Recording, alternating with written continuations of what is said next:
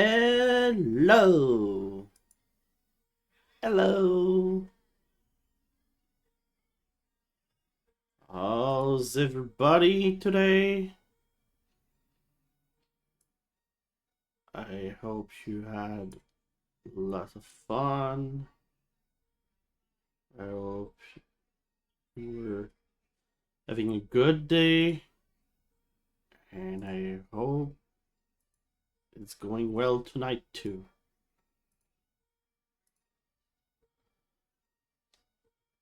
So I'm setting up here. So today, we're back onto Pyre.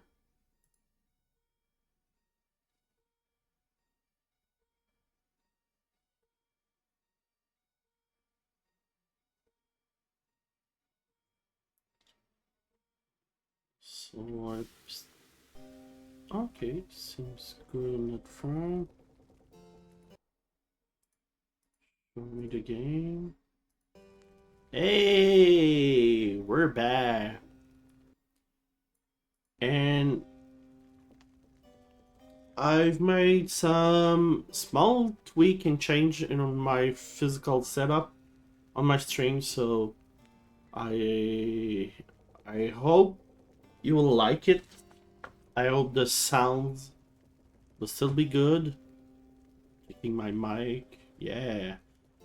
Because I move my screen a little bit to the right and I zoom in on my face a little bit more so you could see a little bit more of me, a little bit more of the game. So let's continue where we were. So we were getting to the Okafor. Don't remember that name. Suppose we were there. But yeah, we were assembling a group of people to play the rights. They got backstories. And yeah.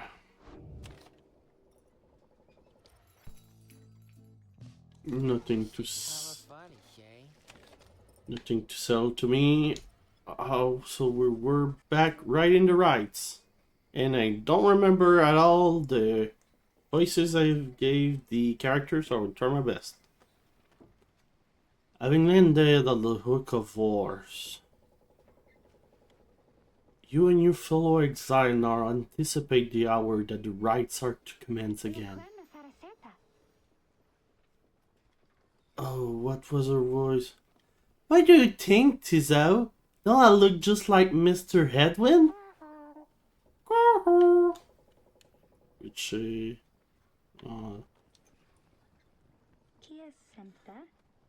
wait, I think. What's that?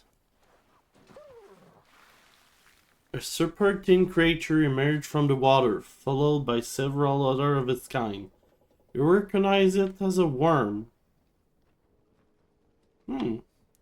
Of the Sea Dominion. What they are all doing here? You see plain by ritual raiments. The nearest one somehow loosened its mask. Oh, which voice I give him? Good sir and good ladies. So it is you that heed the summons of glorious competition against this knight and this brigade. Well then, let us do battle now without delay. More than our freedom is at stake here, but our very honor, and this knight fully intend to reclaim his. When last this knight forget, he is called Sir Gilman. He salutes you all on your behalf of the Pyre. Until the contest, he splashes out of the view, just as the stars above begin to shimmer with strange light.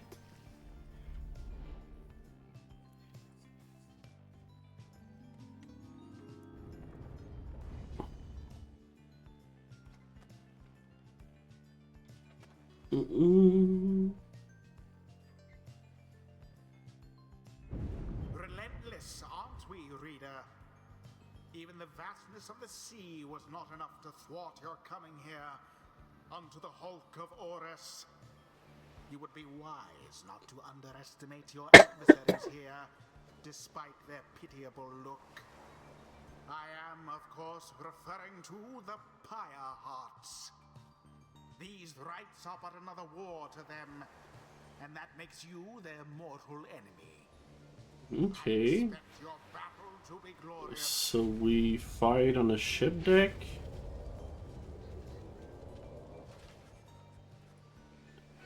Your fellow exile are gathered on the rotting deck of the Ulcoroes as your adversaries clamber into view. Rookie! Pounds up to them. I'm making the narrator's voice I was giving, not the guy. Say, what are you doing? What are you worms doing here? Can you just swim back to the Commonwealth? Or the Sea Dominion, wherever it is from? Aha! An excellent point. It seems then that these adversaries in the right are clever, wouldn't say, sir? Just get rid of them already, Gilman. As your commanding officer this night hereby commands it. This knight wishes to introduce his noble commander. No warm knight in history has withstood as many frontline battles. Doff your helm, sire, as it is our custom. May our adversaries tremble at the sight of you. Sir Gilman attends to his commander's mass, despite his protest. Wait, give this knight his mask. This night, everybody present to you the great Sir Deluge. A noble visage, is it not? Sire Deluge trembles and squirms. Oh, so yes, you can swim or no? Ha, of course we knight can swim. All knight of the Sea Dominion can.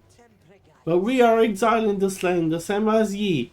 We can't swim, this true, but this is really impossible to swim back up the river down which we were flushed up to end here. Nay, there's but one way to return. Silence, Gilman! Nobody cares. Back to your post. Sir Gilman hesitates, but does as he is told. This knight knows who you are, Nightwings, and he is not afraid of you. He somehow climbs back into his mask and coils up to his full height. No, I'm God! The exile of the worm triumvirate take their position as they focus on the Book of Rites. Readers, Edwin illness means he cannot help us here. You shall be counting on us. Who shall strive for freedom? So... yeah.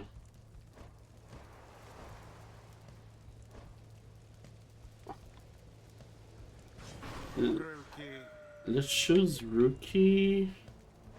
Let's choose... Gay. Let's choose Pizza. The choice is cast. Gria. Gilman, status report. What is your enemy position? They now stand ready to confront us, sire. A very brave triumvirate they seem to this night high. Brave, air-sucking monster on one and all. Pirates, be ready.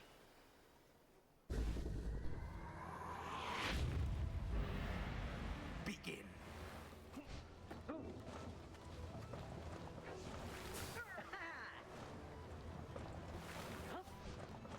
Sir Deluge caught out.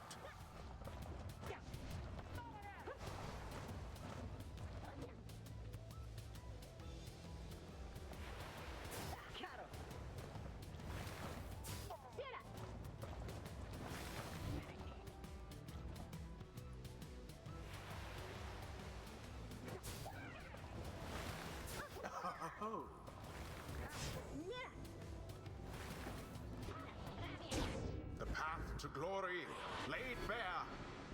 Okay, it's kind of easy if we mix everybody. Oh.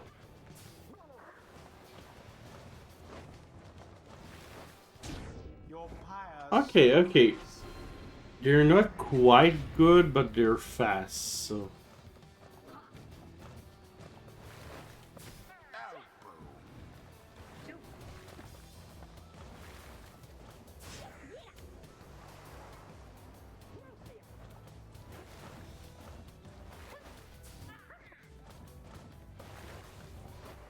That was the last of them.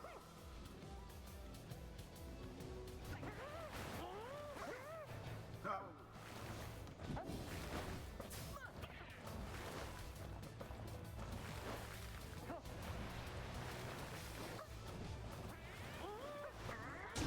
Tizo takes the plunge.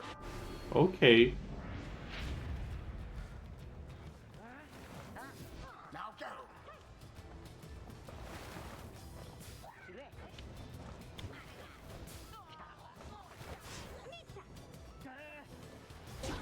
As per the sacred law. This is pretty uneventful. Gilman, your farm is sloppy. Fight them as though your miserable life is on the line. Your words do want me, sire. This knight gives every right his very, very best. So perhaps we do have much to learn from such a brave triumvirate as the one whom we now face. Whose side are you on? Get out there and vanquish them at once. They seem to be arguing. Arguing. Oh, I think this is our chance.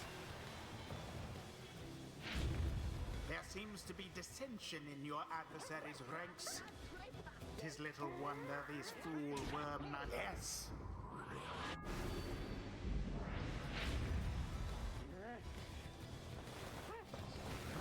Good.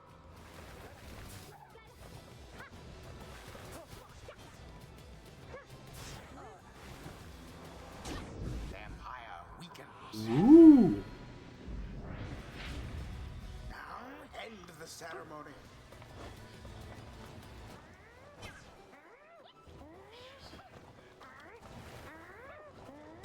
And it is done.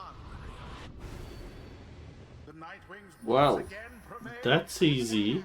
Okay. Adversaries proved no match for them. Thus end this night's proceedings. Those worms were quick alright, but Rookie's Greentail quicker. The sea was making me a little crazy, honestly, but we still won. We won. See ya. Okay. This night commend you, noble Nightwings. Gloriously fought indeed, and this night shall wistfully remember this defeat until the end of this day. Silence, Gilman! This is all your fault, and now covering with our enemies. How dare you! This night shall but attempt honorary compliment, sire. Is it not in accordance with the rights to praise one adversary on a worthy outcome? Worthy! This night will show you worthy, you miserable little minnow. You are failure, Gilman. Get now from this night's sight. What stirs now in the hearts of all these exiles? Ooh. 'Twould appear that rookies not too old to learn. That's their tricks. thunder and a little better looking too. I mean, is there anything I can handle? Yeah. Oh, okay.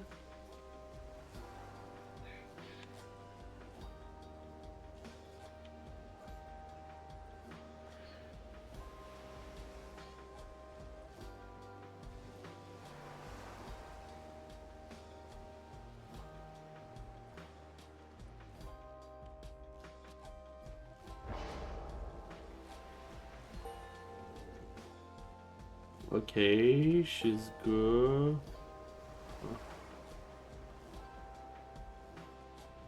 Okay.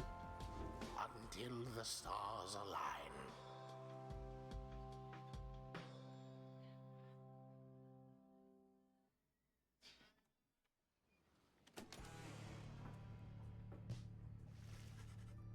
After defeating the pirates with ease, you at last return to the wagon with your companions. There is little discussion of the pirates, who seem to have already swam off toward whenever next the star directed them.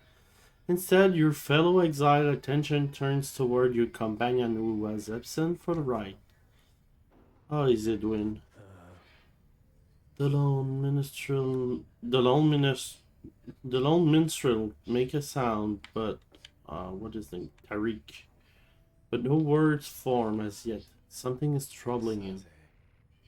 He, I urged him to remain bedridden, and he simply would not listen. I'm very sorry, but wait, what? Everyone stares at Tariq in stunned silence. Tariq breathed a heavy sigh, but then, hey, what with the long face, everyone? Minstrel, I should wring that neck of yours.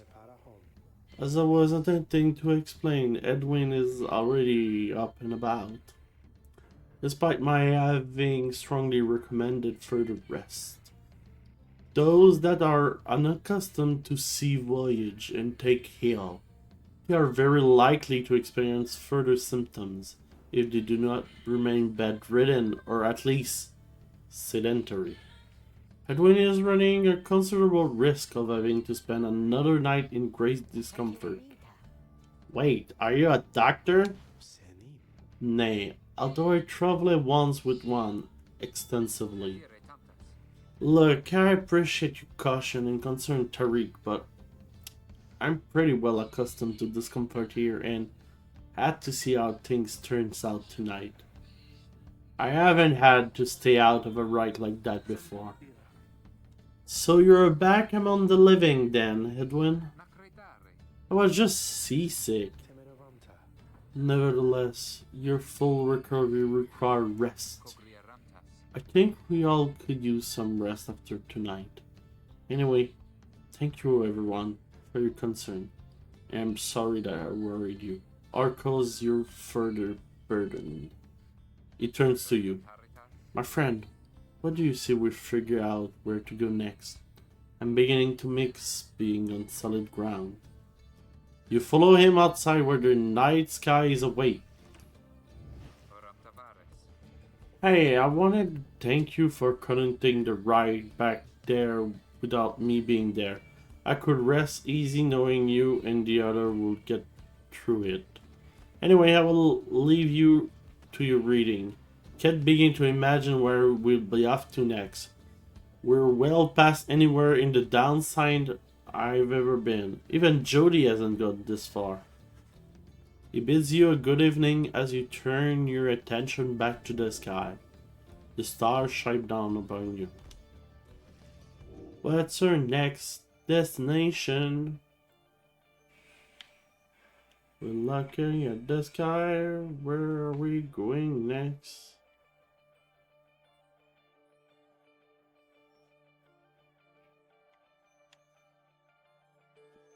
Oh, Triesta the Silver Star. The Silver Star burned right over Fisher Land of Black Basin.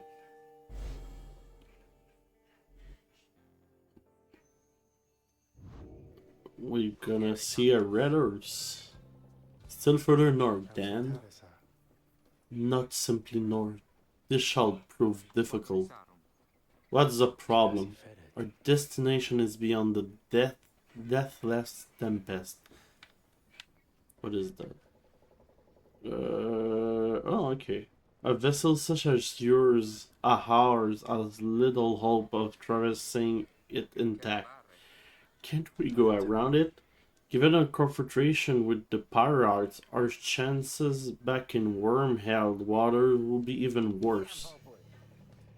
Come on, people. I'd just be another day in the downside. Go get yourself some sleep while we still can. Bet you will feel better in the morning. Your optimism is infectious. Isn't it? You all concur that rest is in order, for the sea journey has been taxing to everyone. Come daybreak, you shall have to find a way to sail past the deathless tempest. Oh, we can talk to people. With Gay. Hi, Gay. Oh, hi, miss. I'm so happy right now. I'm happy because I was worried about Mr. Edwin for a while there, you know? He was so kind to me when we first met. Him and Miss Jodariel and Mr. Greentail and you too. But I really just like him. She sighed. She seems happy to be here. Say, do you, She trails off for a moment. Do you think he likes me too? Oh. Do we think?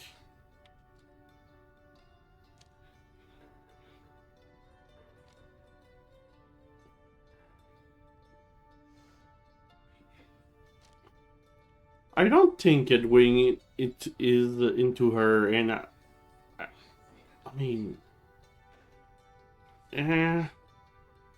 let's put her down a bit. Gently, you let her know Edwin is undoubtedly happy to have Gay as a friend, though that may be the extent of his feeling. He has a responsibility to the whole group. She stares at you a moment. Then she begins to laugh. Oh, you're so silly, miss. I didn't mean like that. That's so embarrassing. Besides, I think that maybe is a little too old, you know? Oh yeah, isn't she like 16, 17 or so? I'm going to cheer him up. This is a funny story. She bounds off, leaving you to wonder what just happened exactly. Oh. And she feels better.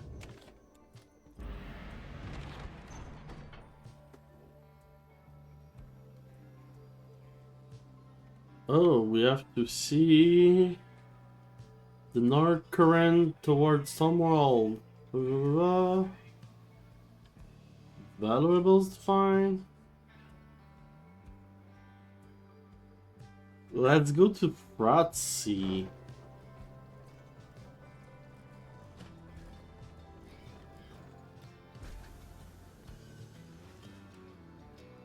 The Hemtizo has been much animated. What is it, little one? He keeps on screeching. I don't think I have seen him like this. Wait, what is he? Just then, Tizo dived into the waters and vanished to the depths. Oh, I hope he can swim. He can, but he appears crestfallen when he finally returns, his claw empty. Oh, he's disappointed. Gay begins to sob uncontrollably, the two reveling each other misery for a time. Oh, and they lose one hope. Okay. Thank you.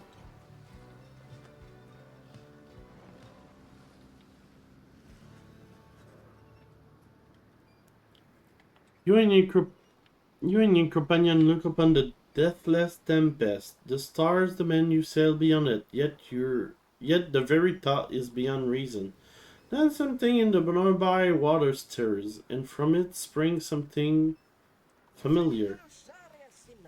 Ho, good laddies and good sir, this knight beseech you to hear him, if you please. What is it now, worm?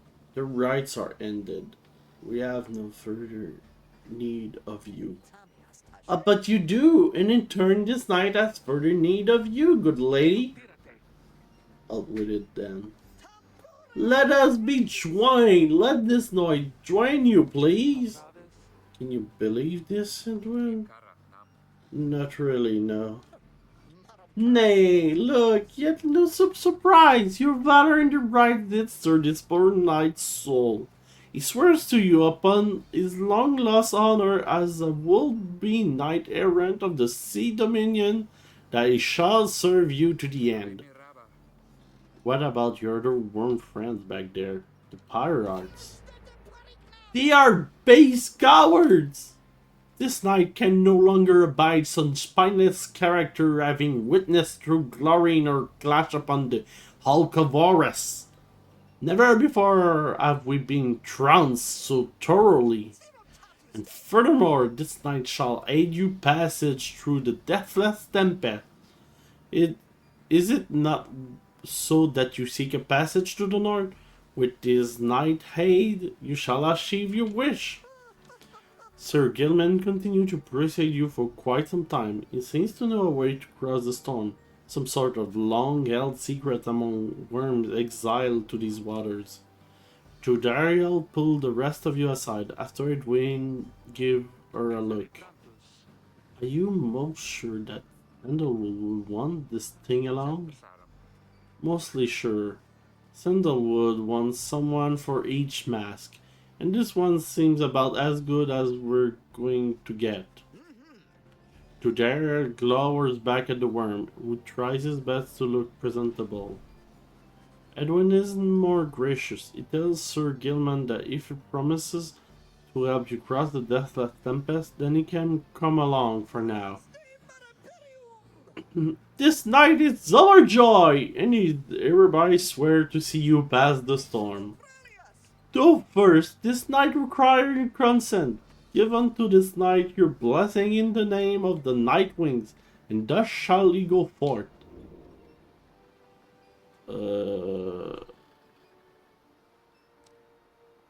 Let's say yes. As you begin to say something in response, Gilman cries out in triumph. He vanishes into the depth. Yet through this close encounter with him, you cling to some sense of where he is going and what he intends to do. Okay.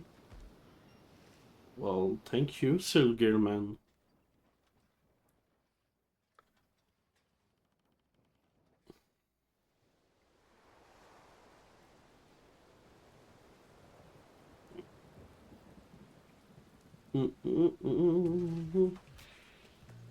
Determined to prove himself to you in the night when Sir Gilman emerged somewhere in the outer reaches of the Sea of Solace and calls out to you. Master Reader, if you can hear this night, then he implores you now, lend him your guidance. This night objective will be not far east of here. Today we shall bring peace to the embroiled sea. Know, however, that among this night betraying, the action we are about to take are highly forbidden. But they are highly just. Thus Sir Gilman set forth to quell the storm that rages north. Okay. Oh.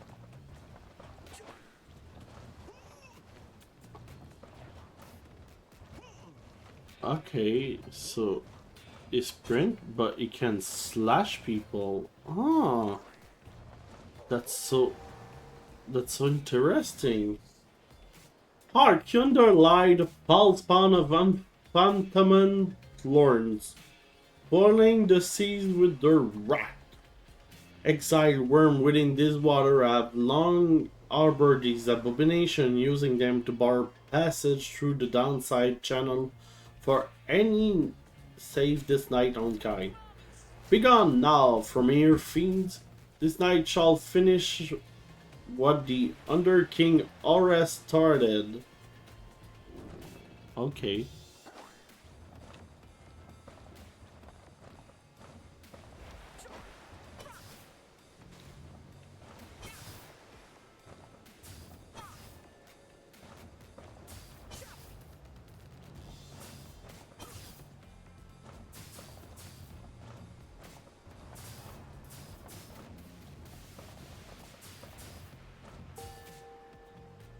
Okay.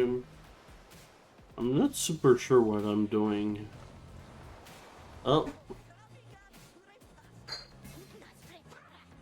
Oh! hold it right there, you traitorous slug. How dare you turn your back on this knight to your superior? Superior by rank no longer, but we no longer serve the Commonwealth. Let this knight check. Here you hold no sway over this knight. Ah, and what have you done to the spawn? Have you no honor left at all? This knight has done what which required doing. His honor cannot sink much lower anyhow. He figured this would be an ideal time to free himself from servitude to you. Why you? You dare to stanch a tempest for those night wings? Good sire deluge.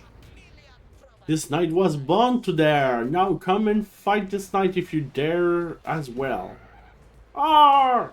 Pyre heart! Banish him! This is an order. Okay. Let's banish them. You see, Gilman, you shall never ever be inferior among of your kind. Gilman, where did you go? Gilman! Gilman! But Sir Gilman banishment served as the perfect rules for him to elude his adversaries and return to his newfound allies. Oh. This knight will say it was an honor saving you, Sir Deluge, but what would be a bald-faced lie, and yet another stain upon his blackened reputation, until we meet again. Whoa, wait, you lowly traitor, this is... The knight will have your head, Gilman. Oof. Such drama. As the day wears on, there is no sign of the Worm Knight. Your companion grew restless, but then... Hell! This night returned free newfound tales to tell and new scars to show for them. Sir Gilman is sopping wet and visibly shaken. He struggled to maintain decorum. He is, in short, the very image of a Worm Knight. And more importantly, that little tempest out no longer pose a threat for now. Behold! As if on cue, that deathless tempest begin to simmer and subside. Oh. Would you look at that? He really did it. Of course this knight did it. Now, if it'd be alright with you, this knight could really use some shut-eye. The Worm Knight then collapses in exhaustion. You and him help him up. A deal's a deal, Sir Gilman's. Welcome to the Nightwings. Huzzah! Well, we now have a new partner. And let's go through there to reach the Deathless Tempest.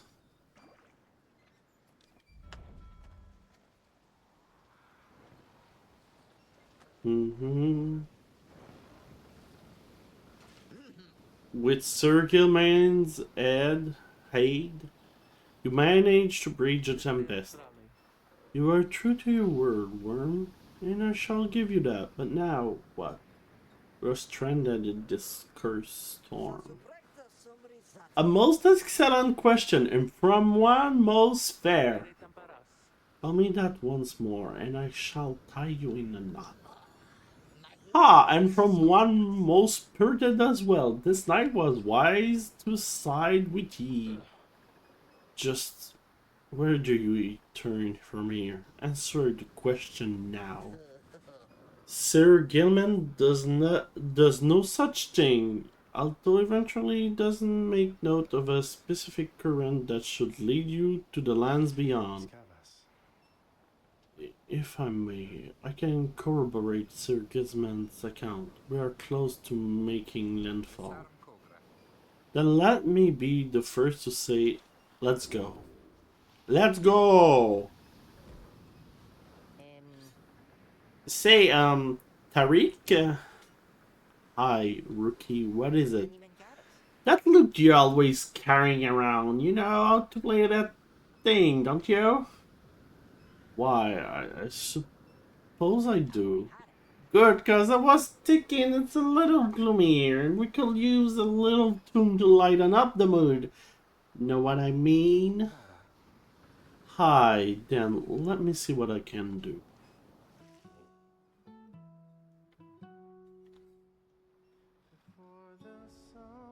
Oh.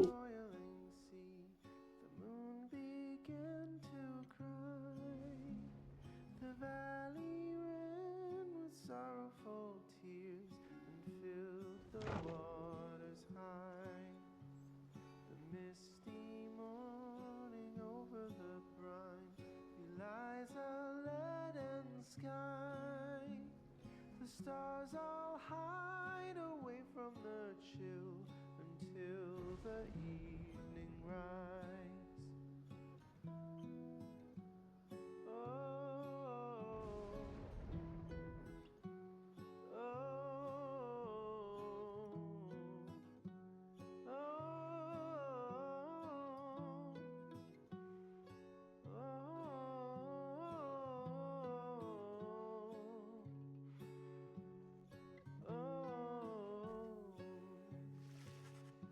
As your last wagon rumbles onto solid, jagged ground, the land called Black Basin,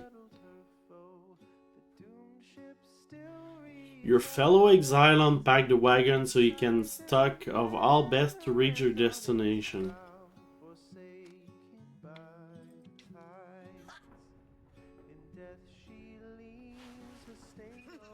You approach Sir Gilman, who has just finished practicing its fencing maneuvers. He regards you with its single eye. Hell, Master Reader, this knight is daring to train harder. I've joined the famous Nightwings. He shall ensure that his triumvirate continues to live up to his most fair reputation. This is such an honor, and this knight has a great deal of honor to regain. Having flayed the Pyre, this knight fully expects now to conduct the rites in a most honorable fashion, to the fullest letter of the law described within the books. Some triumvirates this knight has met, and perchance mentioned by name, they are inclined to bend the rules a bit, sometimes a lot. And to prevail by any means they can. But this is wrong! The exile will refuse to obey the rules as they were written by the under King Horus and his seventh friend. Deserves neither his honor nor his freedom. Thusly does this knight have confidence the Master Reader shall resist any temptation to conduct the rites in any underhanded fashion. Now then, this knight must undergo thorough cleansing, after until the point of foulness. So please excuse him, Master Reader. He slithers off, humming some song of chivalrous tune. Oh, it's Chris. Okay.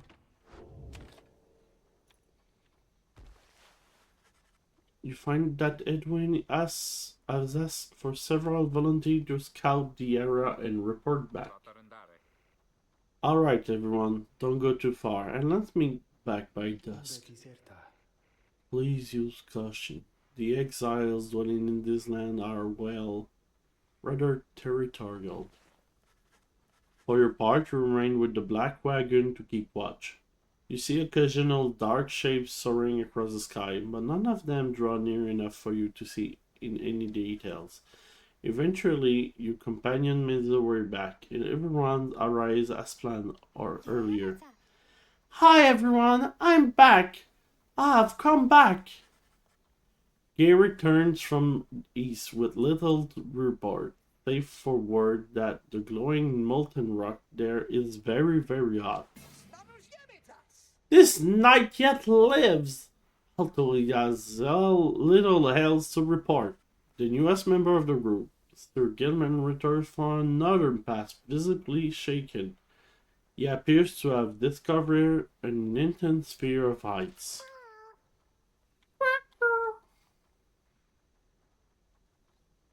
Oh, he's looking for fish.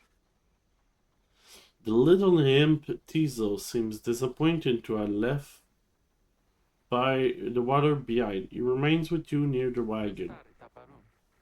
There is a western path that seems traversable if we travel by light of dawn. The shadows in the crags may well cover our advance against whoever may be watching. Begging your pardon, I do not wish to contradict your strategy, madam, though in my experience we shall not remain idle for long during the climb toward the nest of Trieste.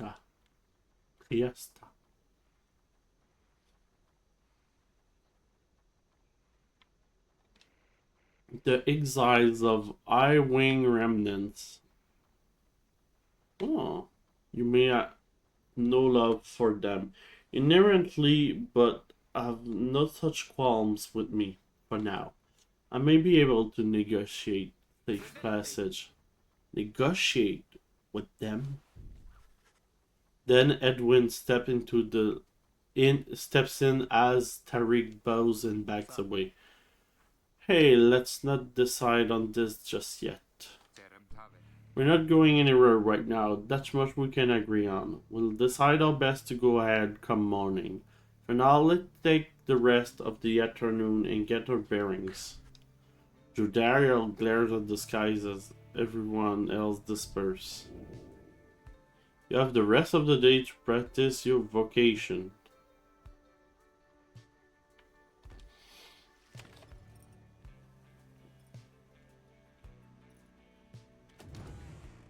Nobody to talk.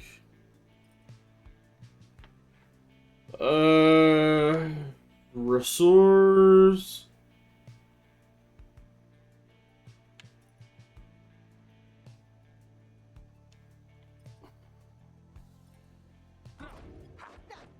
Will mentor somebody. Who shall I mentor? He's close to getting another rank.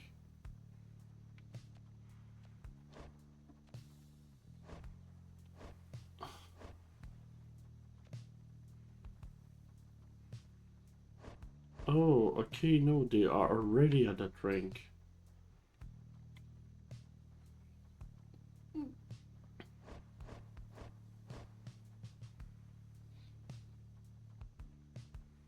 Well, maybe I should mentor him, just... This knight shall be your eager protege. You sit down with Gilman to go over some of the subtler aspects of the rite, such as the state of banishment and how to return from it. You sense he is beginning to understand. Huzzah! Great wisdom clouds over this night entire consciousness. Okay. Carefree and predictable nature. Maneuver. If Sir Goodman and his allies are banished, he shall instantly return. Okay, so he's safe for that. Once per round, when saluting his adversaries, Sir Goodman frees all exile for 3 seconds. Okay. When Sir Gilman's ally are banished, he moves faster than usual, interpolate as infinite stamina. Okay. For 10 seconds after banishing an adversary, Sir Gilman deal an additional...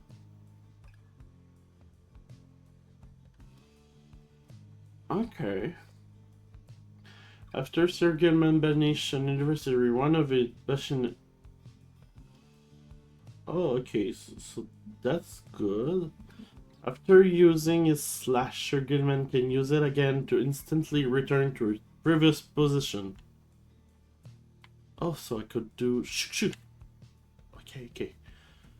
Sir Gilman slash banishes adversaries in a wider area of effect. Oh, that's good. After using his slasher, Gilman instantly recover all his stamina. That's good too. Okay, I'm going with that. This knight has little fear of banishment should it be self-sacrifice. He helped clear a path for his compatriots. Okay. Thank you, Sir Gilman. Let's go ahead.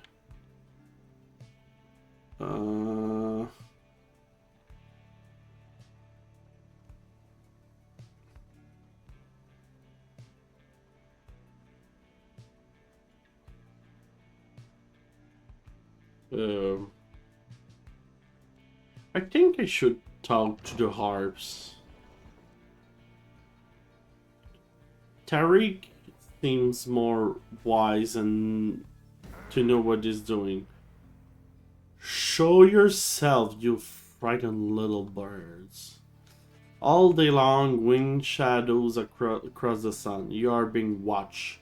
Jojariel is very unhappy about it, though Tariq now attempts to calm her. Perhaps I can communicate with them. Please believe me, madam, when I say your enmity towards the harps had best been held in check here. Jodariel looks at him with fury in her eyes, yet he retains his calm demeanor. Soon she grants his request with a silent gesture. Then he calls toward the Evans. Good sister, we are humble travelers such as you, and beg your leave. We journey by the sea and seek safe passage through your lands. We shall not disturb your hunting or your nest. The request is met with nothing but silence. You search in vain for any indication of acknowledgement. Then, without notice, one of them appear. She swoops the minstrel up and out of sight before Jodariel can respond. Damnation! Wait here, I shall go find him. For a long, terrible moment, you are alone with your panic. Soon, however, Tariq returns amid the sound of flapping wings. He dusts his cloak and calls out towards them.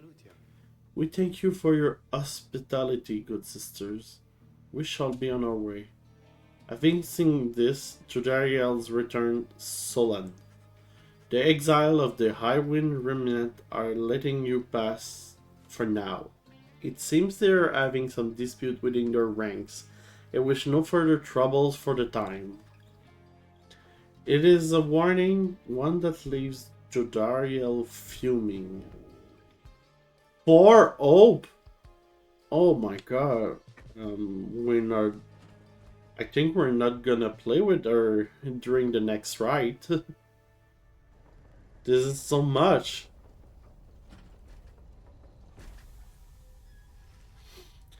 At last, you arrive at the nest of Triesta, where the next ride is soon to commence. You cannot shake the feeling that unseen eyes watch your wagon ascent and remain watching now.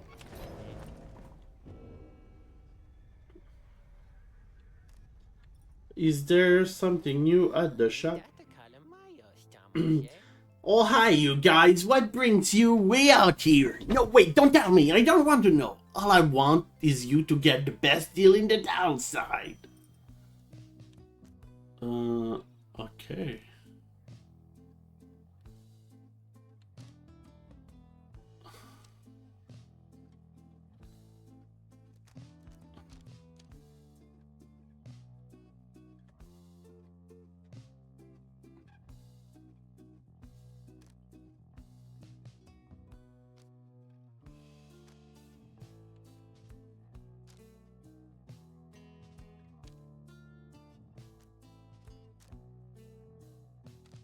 I think I'm gonna wait. See you guys. Something in the wagon to talk about? There's something new in the Book of Right.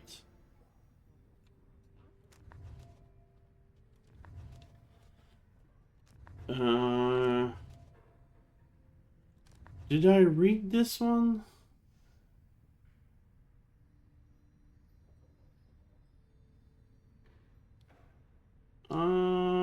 I'm sure, so I will read this. The Emperor Solamur knew naught of this, of course. His expedition yielded not the treasure he desired, but brought him closer to his country than ever before. As he traveled down the river Solarian in pursuit of greed, he found instead an inkling of shame. He saw the sunken faces of his people, heard their word for him. In time he could not ignore it, and it proved more than he could bear. The river finally claimed him, his belongings, and his retinue. When the people hear, I understand they cried with joy. Perhaps he ought have perished, but the mercy shown to him, I think, is what transformed him.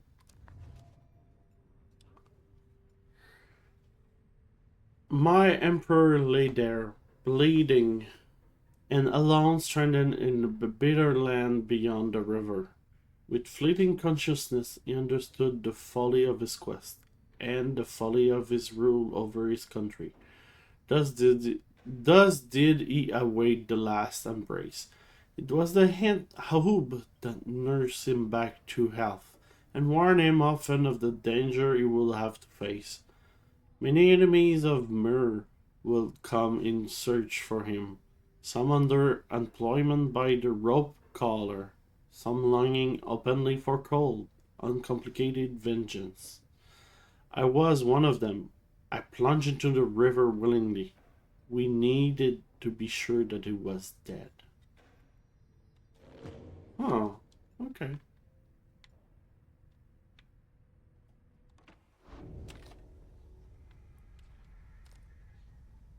Let's commence the rite. You and your fellow exile gather on the blasted lands called the Nest of Triesta, expecting imminent commencement of the rite. You see no sign of any adversaries, but then you hear a whooshing sound above. This then is what passes. Oh.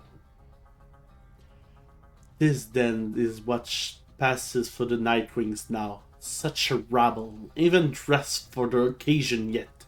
It seems the scribes have little pride in their traditions. Hold your tongue, little bird. We have not come for talk. No, you have come on behalf of your Commonwealth. Mark well my words, your Arnfil. When at last we free ourselves, your home shall burn. With that, the harp swoops off as Jodariel glowers after her. It is only then that you realize another harp has come.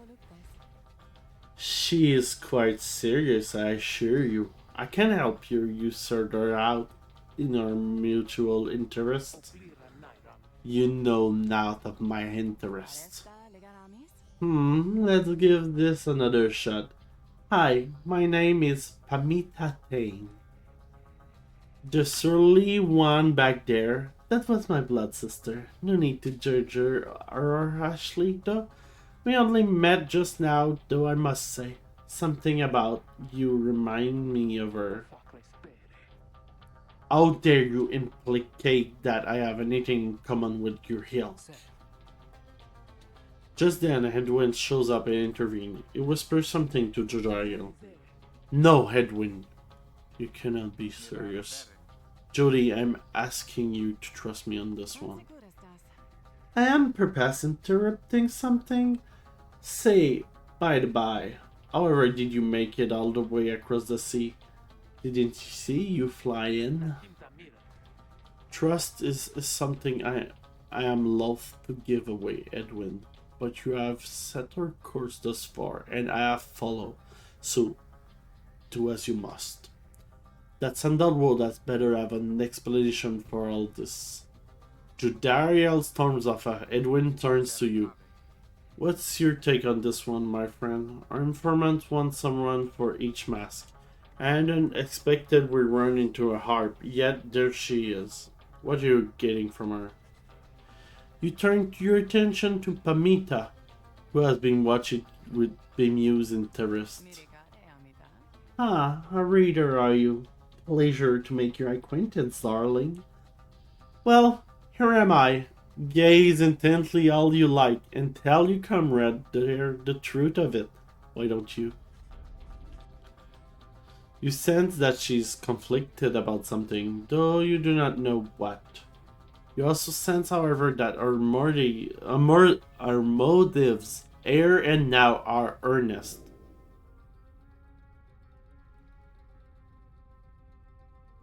Hmm.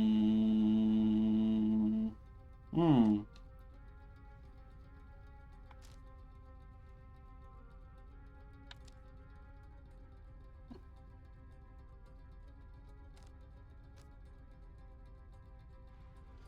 I think I would go to... I don't know. You tell Edwin that you cannot adequately judge Pamita just yet. While you have certain reservation, you defer to him on what to do. I understand, my friend, and I appreciate your backup on this one. Above all, I need to give Sandalwood the benefit of the doubt, which means doing the same right now for Pamita. We've come this far thanks to a certain friend, and right now it's telling me to take her with us, even though Jodariel isn't going to like it. He then turns to Pamita. I'm Edwin. Will I accept your offer on two conditions, if you hear me out? Condition? Why sure, I love a good condition or two. First, after we finish here tonight, you come along and make sure that your blood sister and her friend don't give us any trouble when we're at the house. Second, you will have to find a way to get along with Jodariel, whom you met earlier. Brilliant. I have no plans to stick around here anyway. As for your demon friend, the doubt will get on famously. Now, I don't suppose you have an extra set of raiment I could use, because I think the rite is getting started. You look up and see that she is right. Well, she's in.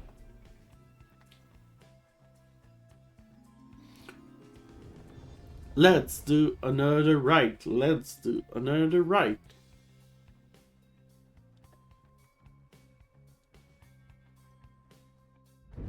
Reader, I thought for sure the stars would have eluded you by now.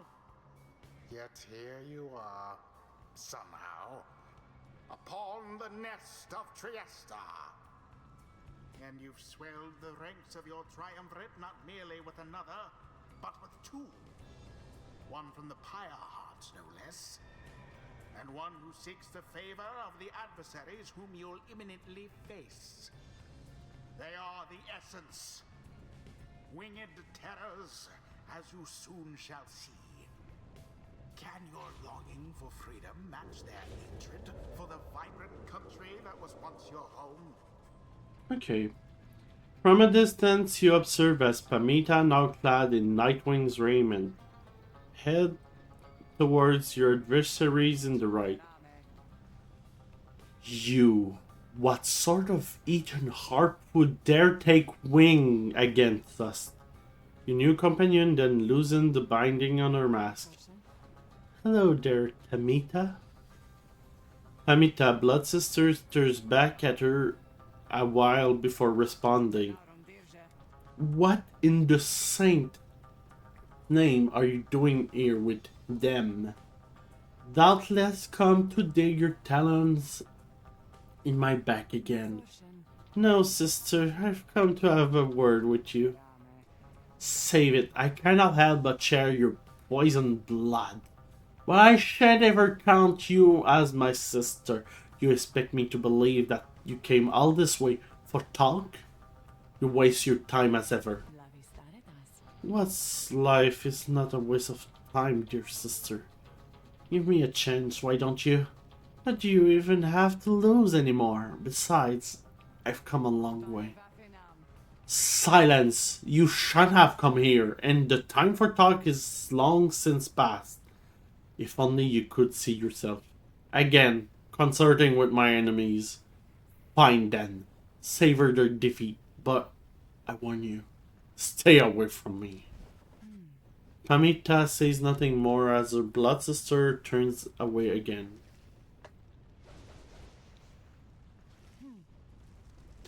Pamita gets your attention.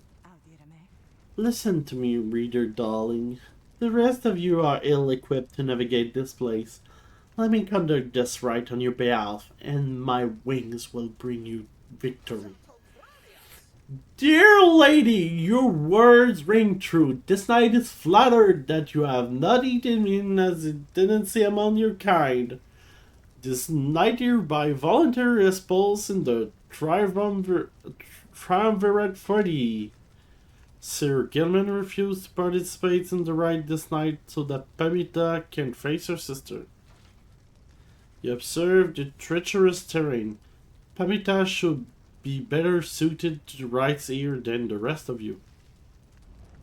Now let us get started. Okay, so... well, I will choose her. Why, I thought you never asked there, darling. I accept. If the little bird is going to conduct the rite for us, then I shall not. Well, okay, there's a bunch of people now that don't want to. I guess for flying, I will take Tizo.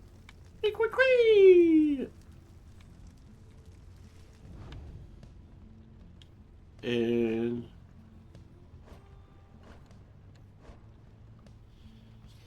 I think I could do gay. Gay. Why don't we have wings? I want to have wings too. It is done. Come then, sister. Perhaps when we're finished here, you have spare a moment of your time. I shan't be tricked by you again, Pamita. How poetic that we meet here in the downside.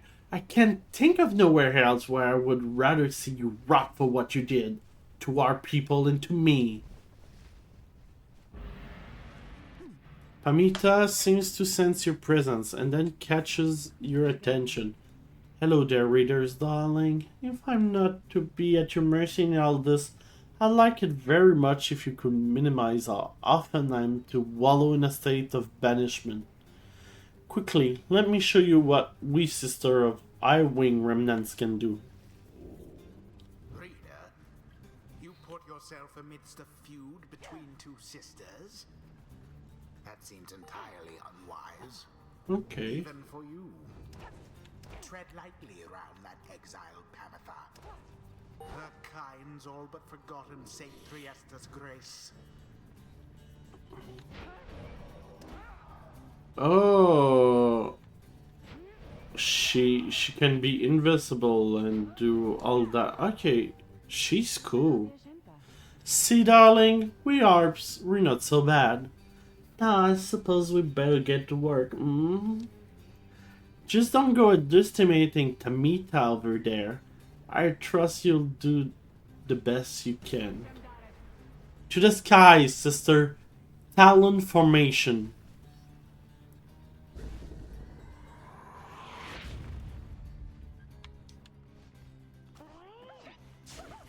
The orb is up.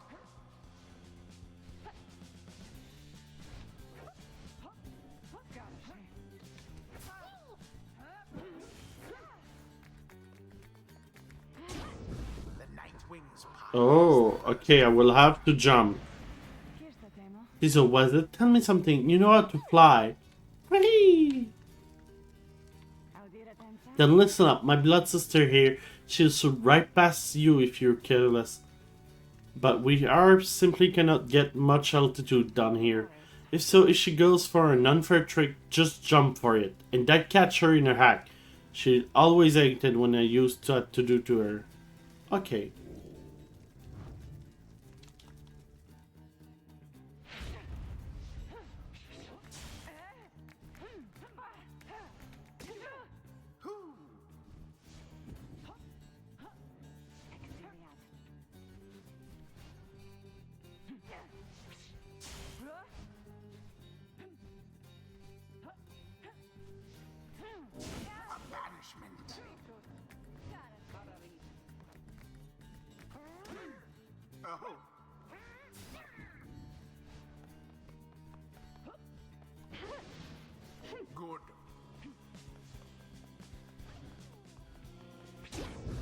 Grace. Okay. We Neither triumvirate is closer than the other.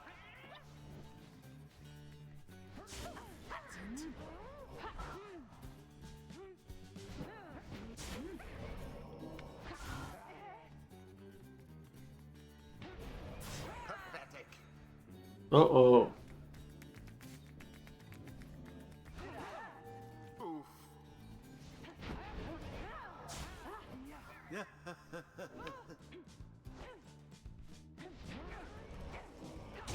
Deliver. Oof! Oof! That was close. The Nightwings edge closer to victory. One false move. Glory. Okay, I can dash past them. They're not that quick. One careless step.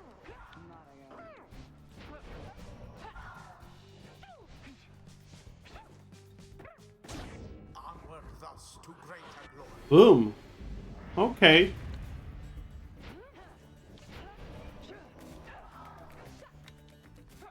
How careless. Ouch.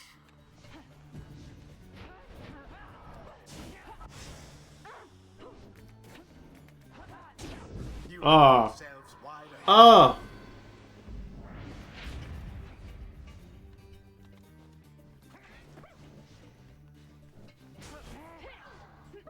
Tread lightly.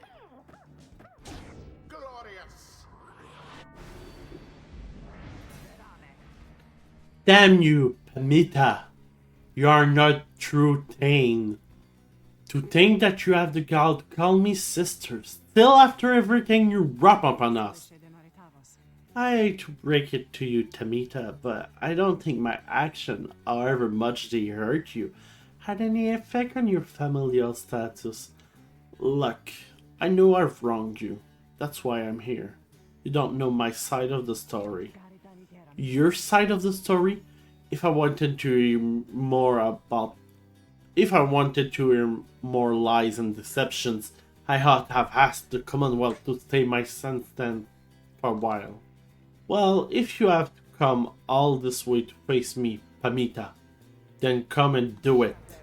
You and me. You think you see Pamita?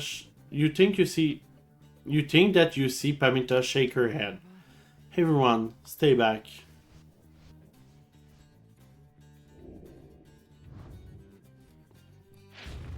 What is it those two think they're doing? The rights are not the place to settle petty scores. Who?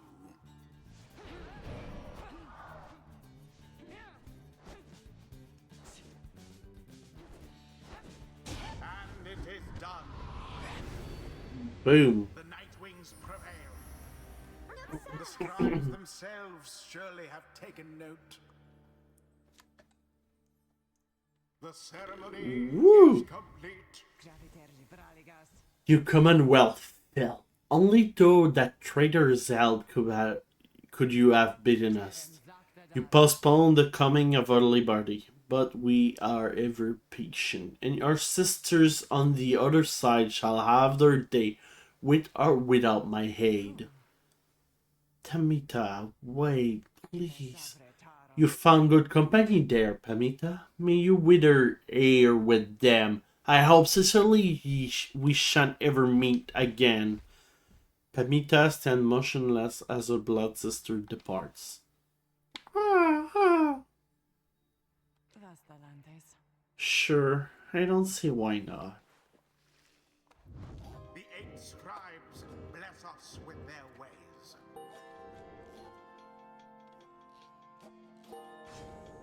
The imp Tizo appears to have a certain depth of knowledge.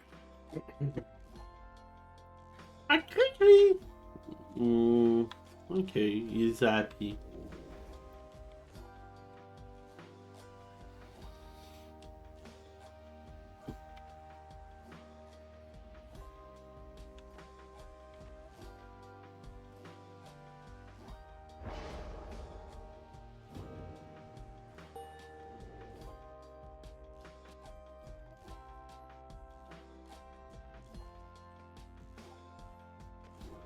until the next rite.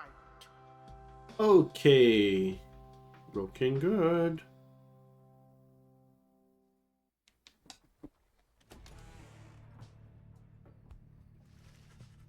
After triumphing over the essence, in a convincing manner, you and the other return to the wagon to consider your next move and how best to integrate Pamita into the group. Don't worry, I won't be staying any longer than it takes. I like my air fresh so I can sleep up on the roof. I trust the rides will cause my path and Tamita's to cross again before long. You're welcome with us for now, Pamita. Trust is what got us here. Isn't that right, Rookie? But Rookie does not seem to hear the question. He has been rather quiet since first encountering your new guest. Pamita shoots him off one of her smile. He stammers something about having to check the wagon wheels again. He run off. During this discussion, the minstrel pulled you aside. Reader, I asked a moment for I asked for a moment of your time outside. There is somewhere I may ask we go here in Black Basin, reader. By your leave, of course, and provided that the stars allow it. Would you look upon them for us, please? Let's look at the star and see where we're going next. To the pink star! Lu, the vernal star. The vernal star burns bright over the densest woods in Black Basin.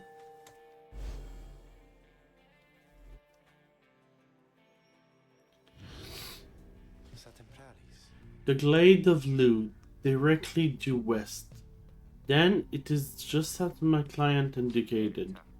This client of yours, our informant, Sandalwood, interested us with this wagon, this quest. Why? What does he want from us? You may ask him yourself. He awaits us somewhere in Wakingwood due west. How do we find him? He shall find us. It seems you are soon to finally meet Sandalwood at dawn. You shall have to cross a single narrow path leading west, where he supposedly awaits. Let's talk to some people. Moonshine.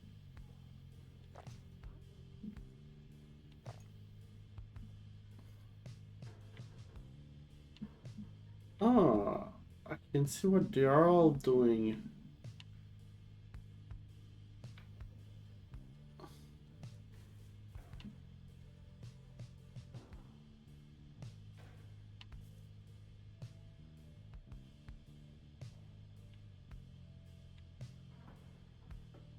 Okay.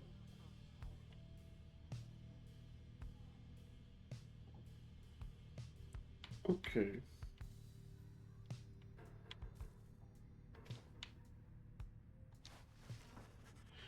You approach Pamita, who has kept to herself. She joined you small band. You sense she's unaware of you as she preens her flight feathers, but then she speaks up before you can do the same. Come to check up on me, reader darling. In those first moments when we met, the lack of confidence which you related to that nice Edwin boy. It's understandable. It's understandable. You did not see past these swings. One of your kind's ancient enemy just happened to insert himself into your group and you just go with it. However, I assure you that my motives here are plain. You'll see. I've business with my blood sister Tamita and nothing more. You briefly met, I think. She's quite a catch.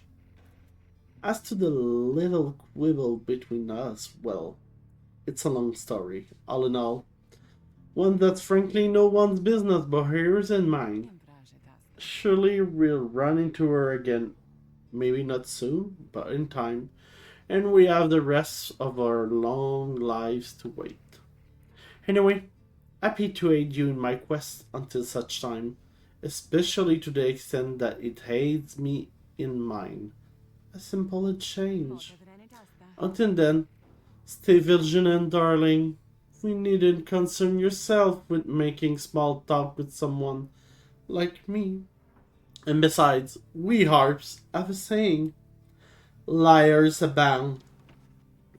She swoops away before you can respond. Okay. Then let's continue our travel. Okay.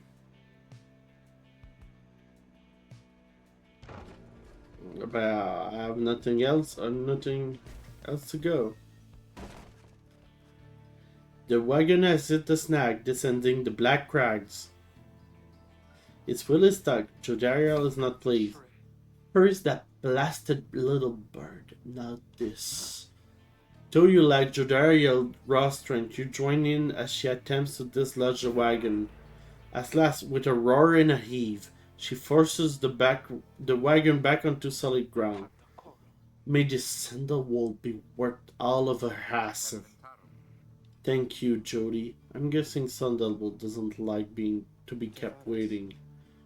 He is very patient, on the contrary. Not I. Let's us move on. Soon the wagon is prepared to press onward down the jagged slopes toward Wakingwood. Your companion who explore ahead advise on which of the fork path is the best.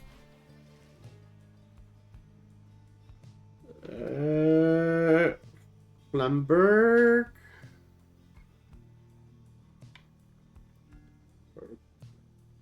Glaspie. Let's see if she's not a liar or something.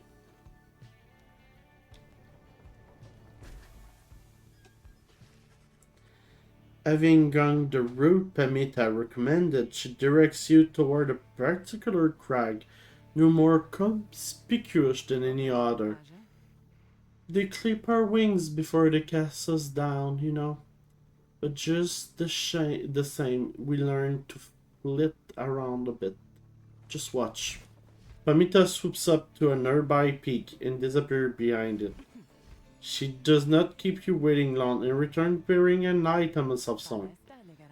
For you, reader darling, we eye-wing remnants stash away such things for such occasion. A Titan tooth.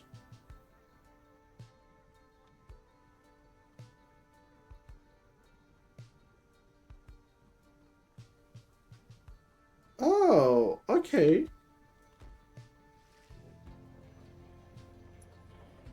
That is good.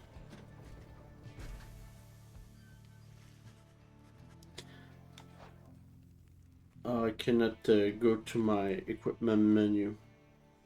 I think. No. Having passed beyond the black crags, your wagon arrive at the edge of Wakingwood. It is here that Sandalwood is expecting you. However, most puzzling. You ought have meet us here. You said he would find us himself. Hi, and he was to find us at the edge of these woods. We're supposed to keep waiting for him? You would desire for the star to be your guide as always. The rites beacon, and the rites take precedence above all else. Surely he shall find us. Yet. Then let's keep moving. How do we get through these woods? The Tariq notes two possible paths forward from this point, though cautious that the woods are difficult to navigate, and Sandalwood would have known the most expedient path.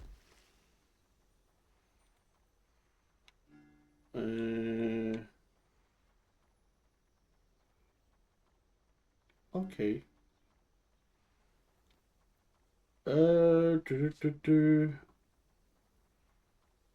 Grimoire.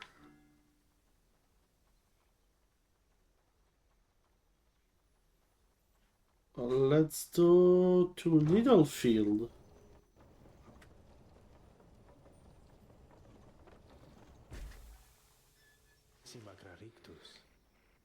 Sandalwood is a master in the rites, or used to be at least.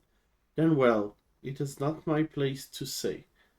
Doubtless he shall tell you in due time.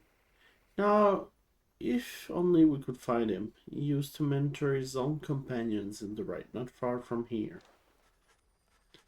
However, you find no trace of the informant anywhere nearby, and without his guidance, you remain quite lost in the woods.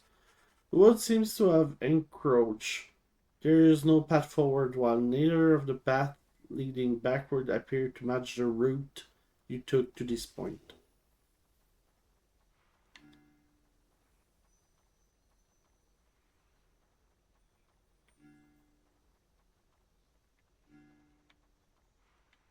Okay. Uh, let's follow this road.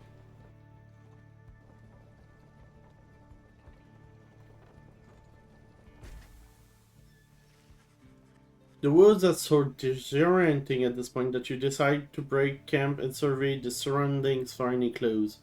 Perhaps later there shall be time to pursue your vocation.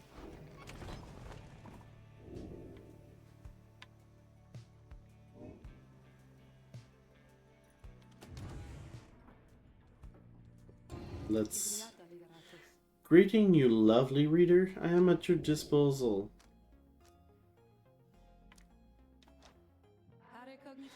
Let me ask you something, lovely reader.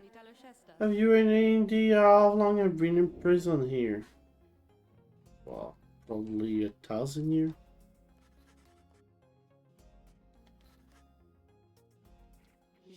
Close. Soon enough I shall be getting here.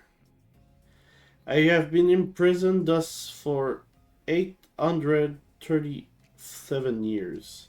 According to my count at least, it is possible I have lost track, although given my state I can assure you that I have ample time to verify my arithmetic. She goes silent for a time. Let me give you some advice. If you decide to kill the Emperor, make sure you achieve what you set to do. Expect my own death, regardless of the outcome of my task. I was not expecting this, certainly not be telling you about my 837 years later, or however long that it has been. Although, enough for that of that now, let's get back into business.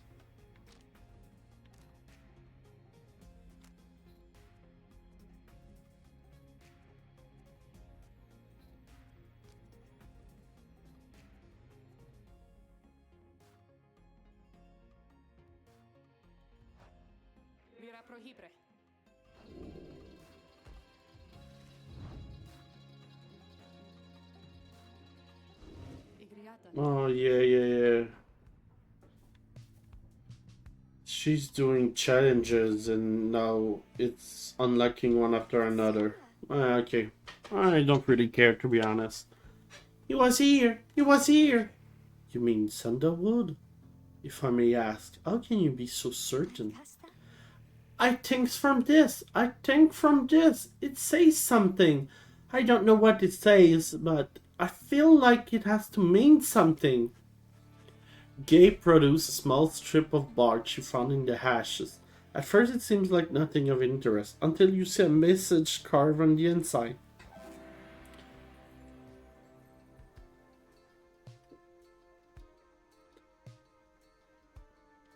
A sturdy strip of bark. On it is written, "Come to Cinder Root." S. So it's some kind of message from this Sandalwood guy. Seems that way. Which way to Cinder Root? It is due west. Perhaps we can set forth early tomorrow, when the woods are still. Sounds good. Everyone rest up. Big day coming up. Let's mentor our companion.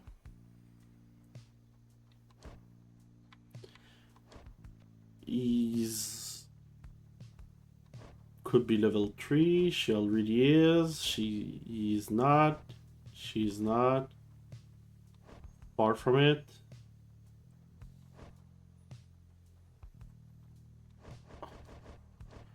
Let's raise her up.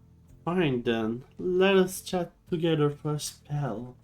You and Pamita spent some time reviewing some of the specific aspects of the rite, such as the property of the aura.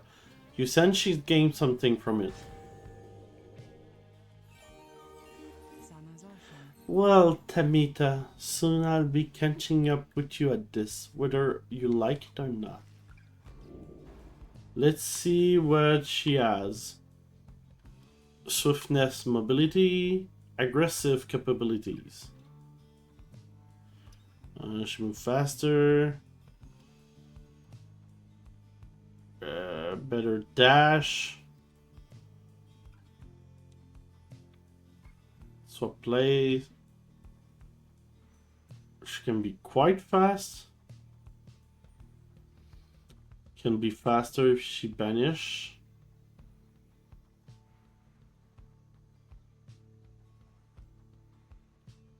Okay.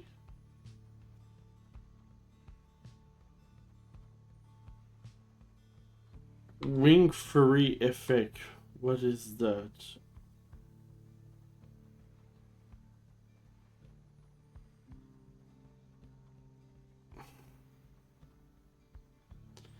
Okay, I prefer that, I guess. I not thought of it quite that way, reader darling.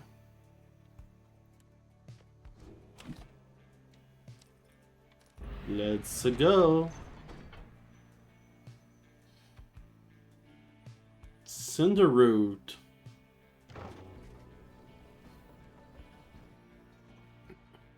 You arrive on the outskirts of Cinderroot, but once again the informants on the wood is nowhere to be found. You sense that the hopes of your companions waning as you search through the area yields nothing. Then something startled the little imp. Scar! Okay. A tall figure strides forward from the trees, making a sound like laughter. The imp charges toward him and leaps right into the figure's arm. They embrace. Hell, Tizo, but you look famished here. The tall sap produce some... Sap? Tree-like people. Okay. Produce something that the ant swallows immediately with great pleasure. Tariq nods his head affirmation. Everyone, I wish you to introduce you to my client, Wolfred Sandalwood. It has been too long, Wolfred, sir. Too long indeed, Tariq. I trust your new companion brings some colors to your day. They do, sir. I think that you shall find them worthy of the Nightwings. The sap look upon the lot of you. You cannot sense his thought. We shall see. Then he turns to you. You must be the reader. I'm certain that we all appreciate you for here, my girl. Though we shall manage on our own from here on out. You're welcome to continue on with us, of course, though you are free to go. I trust you have been adequately compensated for your time. Thank as well for looking after all my books. You consider what to say to all this.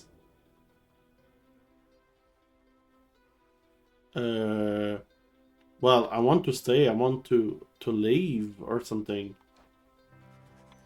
You stand your ground, meeting Wilfred's steady gaze, and assert to him that you do not feel your commitment to and from this group have yet been satisfied. Hold on. Wilfred, sir, I'm Edwin. My companion and I are the one who answered your call. We follow the sign you left for us. Now we're here, thanks to you and also to this reader. Not just a reader, she's our friend, my friend. She's not disposable. We made her a promise, and our freedoms are now intertwined. Wilfred smirked at this. Freedom's not something to be traded or exchanged, my boy. I hope that you have come to grasp this much by now. He breathed a sigh. It seemed we started off on the wrong foot. It's not my wish to sour the occasion, for there's much to do. You have a right you need to get to, do you not?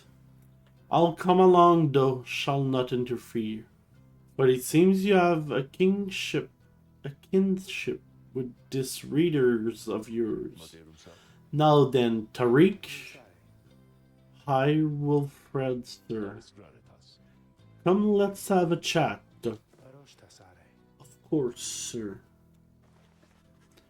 Wilfred strides toward the black wagon, which must have belonged to him. You sense many conflicting emotion among your companion. Welcome him aboard.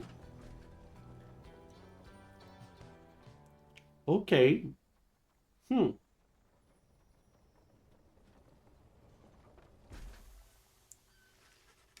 Your wagon cuts through a clearing to arrive at the glade of Lou.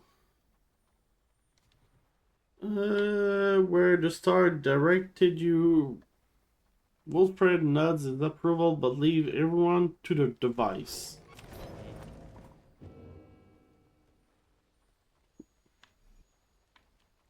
We got a page reveal. We can talk to Wilfred.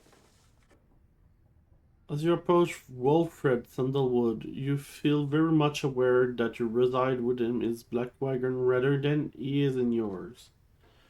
He studies you in silence for a time then. Tariq, if you have a moment. Aye, Wilfred, sir.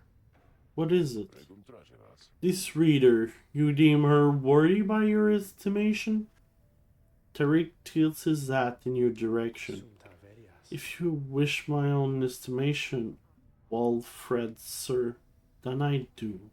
Of course, it is not entirely for me to say, but I have seen this reader integrating with the others well. I believe that her achievements are self-evident in having reached Black Basin. Your instructions were deliberately difficult to follow, yet she and the others followed them. Indeed. Your word makes sense as ever, Tariq. And what does little Tizzle think of her, I wonder? It's cocky! There you have it, sir. I see. He continues to examine you. Our praises isn't off-spoken by those two, my girl. Nonetheless, I shall be watching you. Now, pardon us, Tariq. I have matter to discuss. They leave without another word, although you think you notice Tariq look your way over his shoulder. Okay. Let's read the next chapter. Emperor Mir. Scarcely could I recognize him when at last I found him. A half-starved animal, arms sprouted from his head, a bestial mirror of his blackened reputation. And I, a man who conquered countries, fear my emperor then in such a way as I had never known. Our charge had been to slay this man, but when I discovered him, he was already... Oh. Okay. Oh yeah, I can read with this. He was already fighting for his life. The little imp Hoob proved of little help against the Sister of the Arch, whose entire lives were culminating in this instant. I was unable to watch. My heart ached with such pity for the man, and for the love I felt for him when I had served him, that I sprang to his defense. Okay.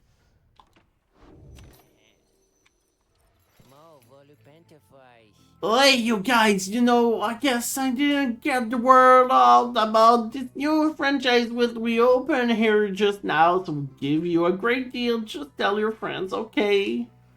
Oh, wait, hey there, Mr. Sandalwood. Good old day to you as well, Ron.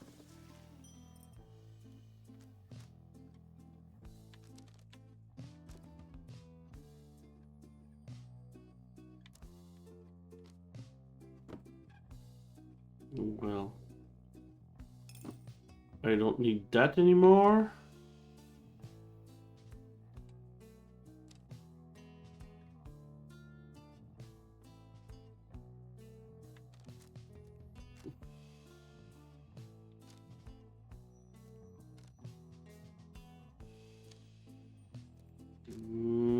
Mhm.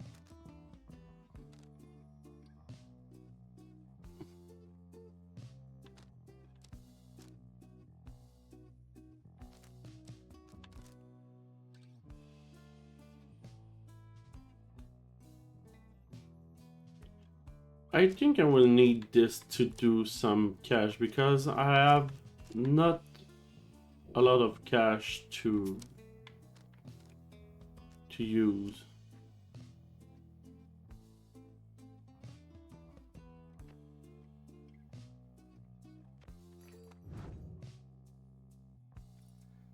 And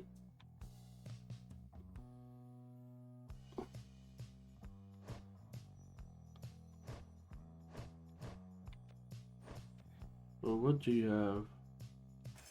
You don't need quickness, but you will need this.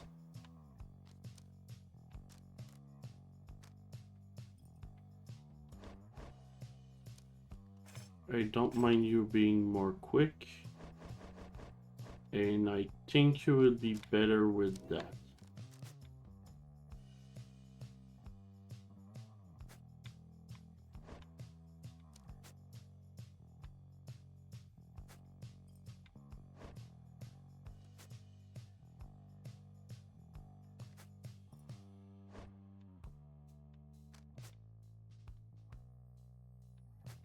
More hope.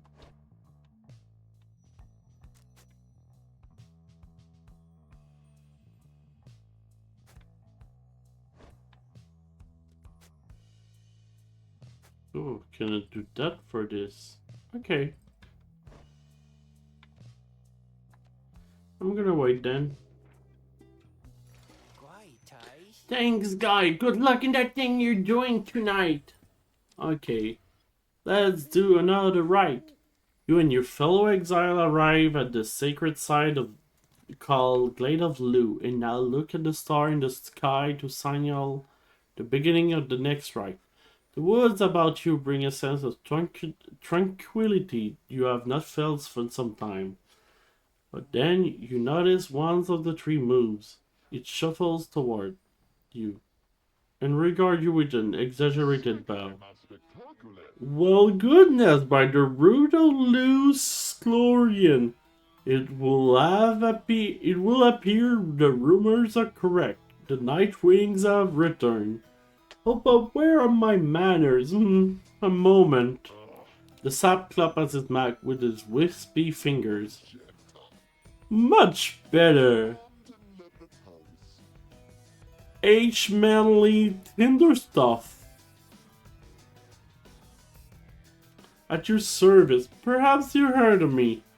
My fellows and myself, you perhaps knows us as the Chastity. Chastity. Really?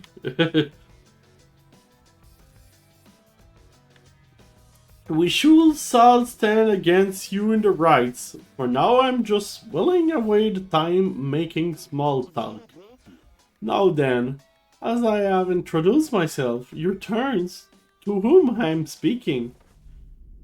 Then in your mind's eye you see Wolfred and hear his voice. Manly tender stuff is not to be trusted. Reveal neither yourself to him nor me. Well, beneath her mask, Jodariel stares back at him in silence.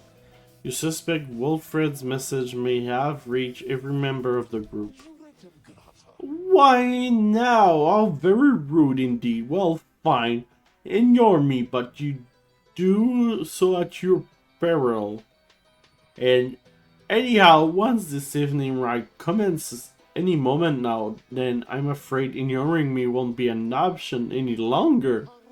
Oh, and now I do believe the sky is beginning to show. We'll have to chat again some other times. Now come along, come along. Manly bows again and wander off into the clearing as the stars begin to burn. Okay. We got some picker your character.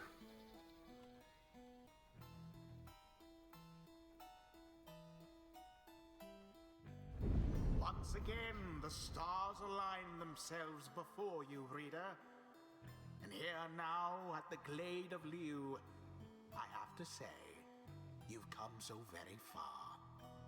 But there are those, such as your adversaries called the Chastity, who have toiled for this too. They know that with their freedom comes great opportunity. It could be yours instead. Please show the Chastity that the Nightwings are superior. I wonder who will honor a Nightwing. How well you know these woods. Why these woods will strangle you, and I'm afraid I could do little to stop them. Even if I tried, you might do better to beware them. When Jodariel continued to ignore him, he grows upset. Why, you insolent! Then fine, let us begin the dance indeed. He shoves his mag back into enough. And allow me to thank you in advance for helping me return unto my proper station in the Commonwealth. Who shall stand together here this night? Let's go with him. Jodariel as... Oh.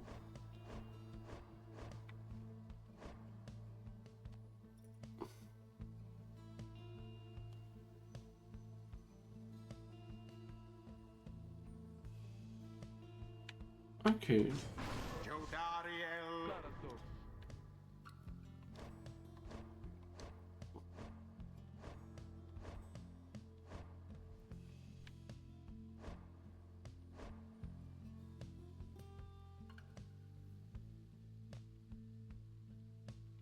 What can you do? Oh yeah, you can do that. Let's bring in. The choice is cast. Glory is within our grasp. Will that this night has end which will to grasp it? Are you quite ready? Finally, O Nightwings. May all those masks of your ensure no harm should come to any of your lovely countenance. Now come along. Let's give the stars a show.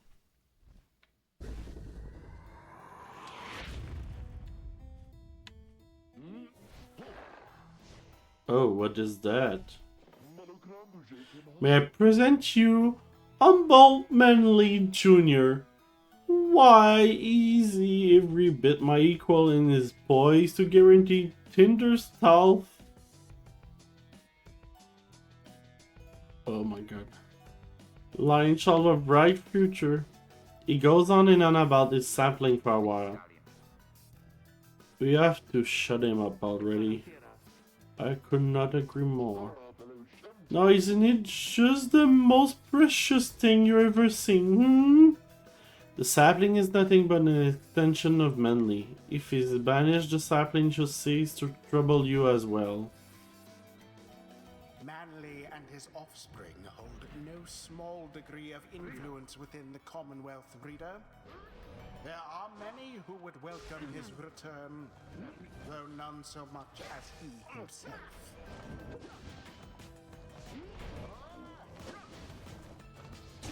Already does your adversary's flame begin to flicker. Oh, what's this? It seems the wood themselves are closing in up on our little soiree. Oh, do be careful now. These grasping roots and vine, they may not hold you in such high esteem as I. Oh, so there's vine too that I must watch out. Okay. Your adversary Manly is comfortable in this suffocating glade. Yet he longs now for the comfort of his Commonwealth estate. Perhaps such wealth ought to be reserved instead for you. 'Tis taken.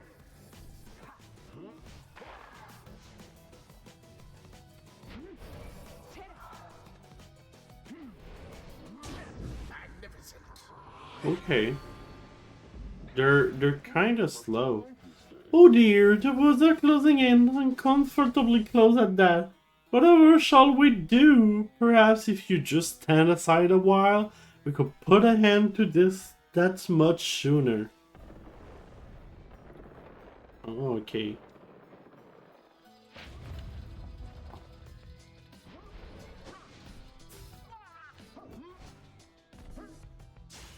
Stand not in glory's path.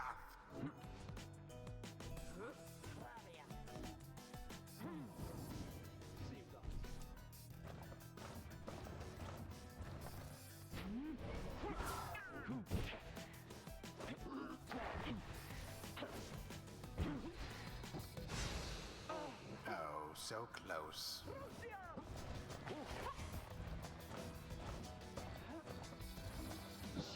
The flames. Oh! Oh!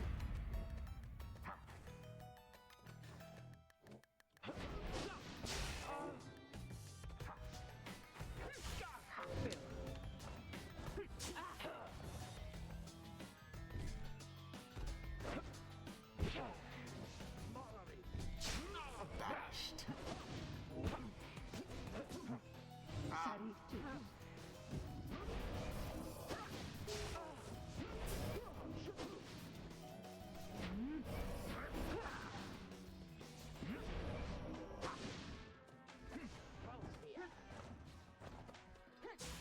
I thought they had you there.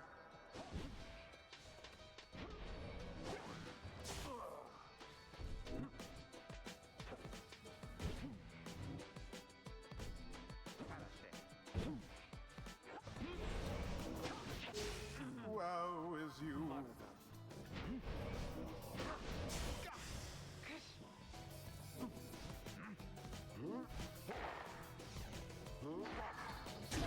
Edwin, Boom. doused the adversary's flames. Say, have you noticed how it's rather crowded out there? Almost as if the 100 mines. Okay, okay. Himself resents you from being here. Yes, I rather think that is. So cease with all you scurrying about with that damn herd and let me handle this. Oh, he's angry now.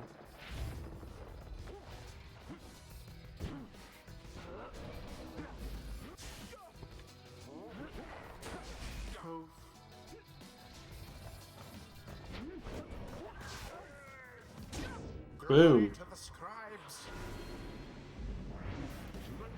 Alright, you Nightwings. I have up with here with you. Or perhaps I'll simply add it up to here with all those encroaching plants. These miserable things. Either way, I don't appreciate how you're ignoring me. Oh, it's getting tight.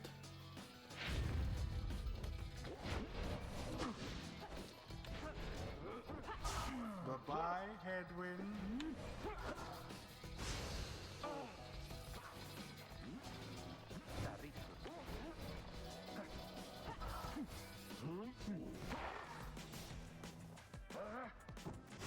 Oh. Oh no. Foul for the Nightwings. A devious maneuver. Ugh. I don't like it.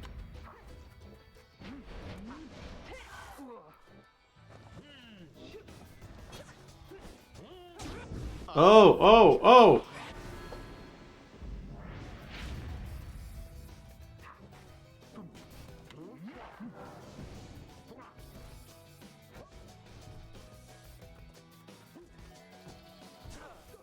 That one almost got through. Boom! The knight somehow did it. Now go on just once more.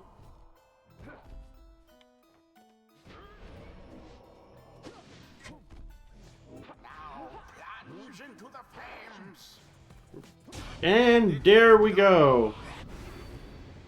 Do you know Okay. a rite conducted with aplomb. It was getting harder because of the terrain, but we have done it. We did it. One step closer, everyone. Good. The imbeciles of the sap. So much talk and hot hair. Well, my. Oh, worry not, Hawaii Nightwings. I'm not angry with you, honestly.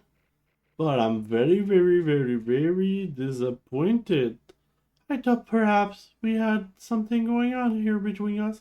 You scratched my back, I scratched yours and all. Instead, however, you decided to spit in my face. Fine. We have to see where all your rudeness gets you. Now, ta-ha! Ta-ta! Always is there greater knowledge to be gained. Boom. A flash of inspiration for next time.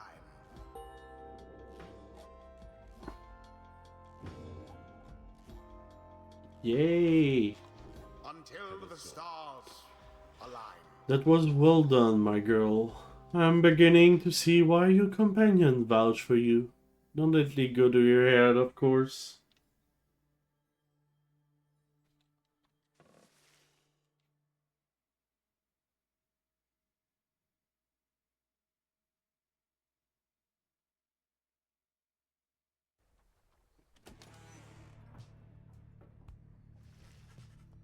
After overcoming the testy in a solid performance, you return to your wagon to consider your next move. An adequate performance back there. Adequate? Yes, adequate. For the next part of our plan. Go, have your reader there consult the stars. See where they take you next. I'll give you a hint. It's further north. It's going to be high up. This is night here you say, high up? And it's going to be cold. We'll see. Come on, my friend, let's have a look outside then. That plan Wolfred mentioned, I just want to know. I don't know what it means. We're here because we're going to be free again. We won't be living out our days at exile. That's the only plan as far as concerned. But there's always a catch, right? We'll see what Wolfred has to say. Anyway, I'll leave you to it no matter what. We're getting closer thanks to you. Let's look up to the heavens.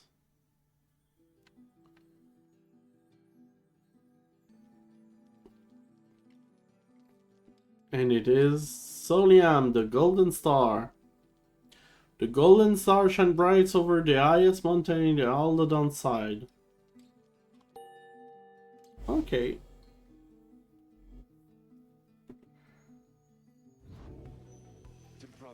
So now you see it for yourself. You are summoned to the north where looms Mount Alodiel. Alodiel. And at the very top, the fall of Soliam. You confirmed the star indicated this exactly. Wolfred, sir, how do you know? Wolfred smiles back at him, but you sense his thought, as though he is directing them at you. I too can read, my girl. Forbidden though the words may be. He turns back to Headwind. Your reader's skills, while rare, are not unique, but as I said, I will let her do the job. I see that you have something special going here, which benefits the plan. What plan? I thought this was about our freedom.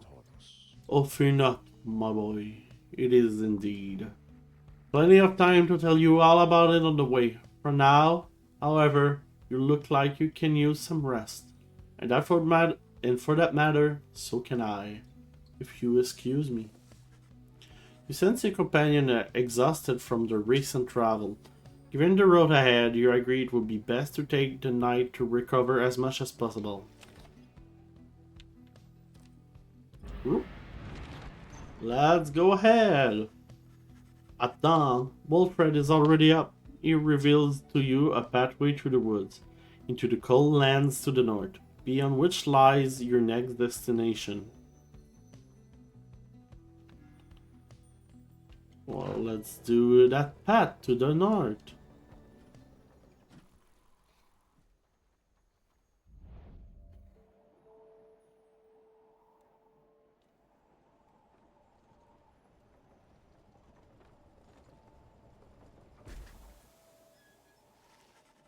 You get clear of the wood at last and arrive in lands grown cold in the shadow of Mount Alodiel. You will have to make all the way to the top. In a moment of respite, Wilfred called everyone together to discuss matter pertaining to the rites and the plan to which he alluded. You banded together with a common fate that freedom from the downside is not possible. Am I correct? But let me ask you something. What does freedom even mean to you? He looks in your direction as he asks, defying you to answer. You cannot sense his own thoughts on the subject and only know the truth of how you feel. What does freedom mean to you? Oh, we have choice. Doing what you want, achieving inner peace, having no master, going where you please, to feel true love, living without fear, nothing at all, or remain silent. Oh, what should I pick? Mm,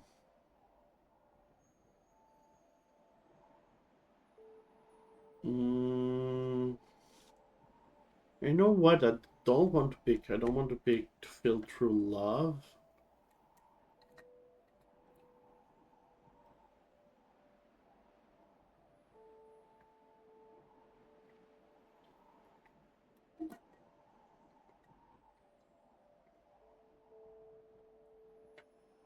Going where you please, kind of random, I think.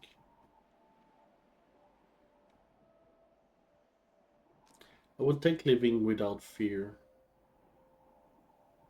Yeah.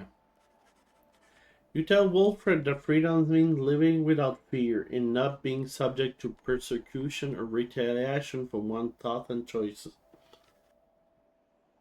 You consider your remarks for a short while.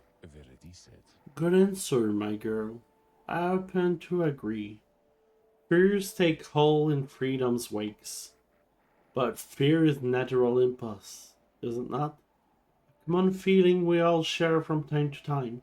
A deeply rooted impulse there to aid our judgment and spurs up on to acts of courage.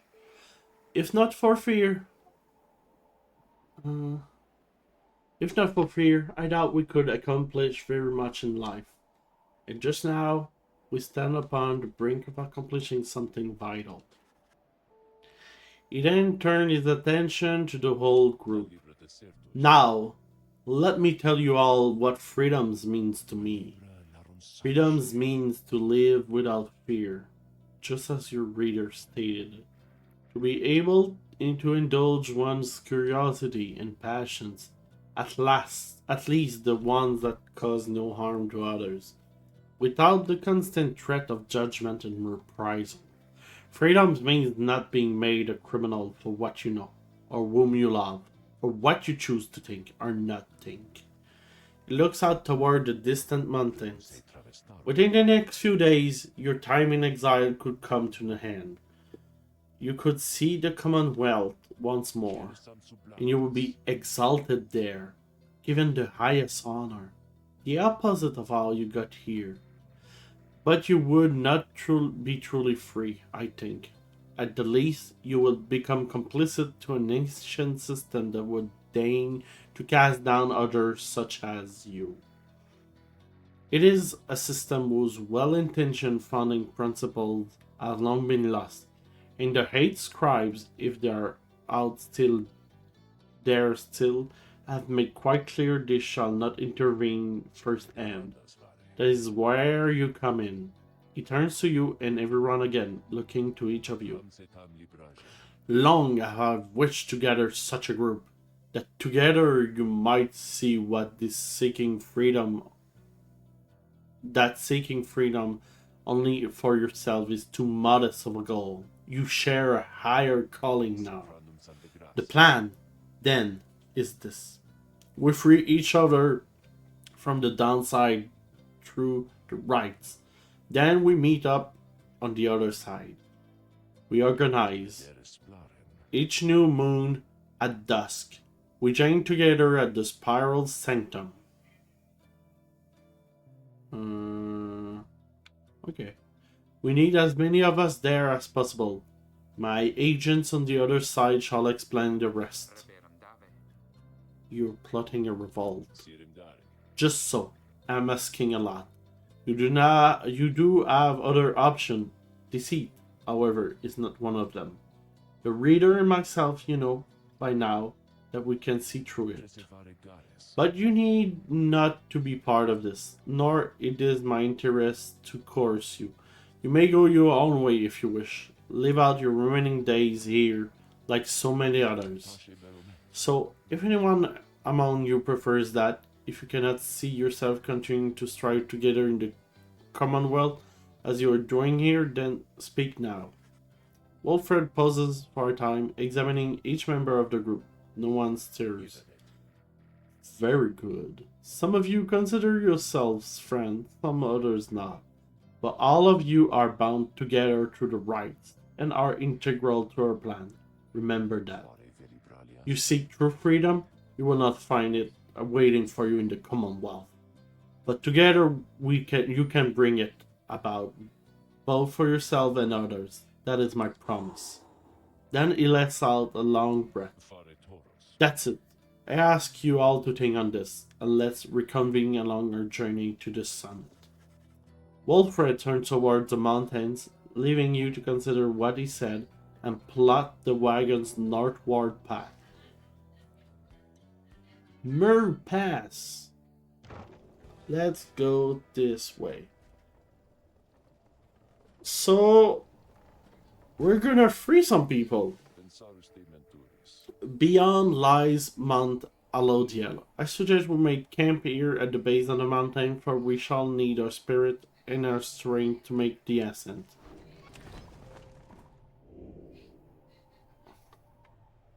And can I talk? Yeah, I can talk to Wilfred.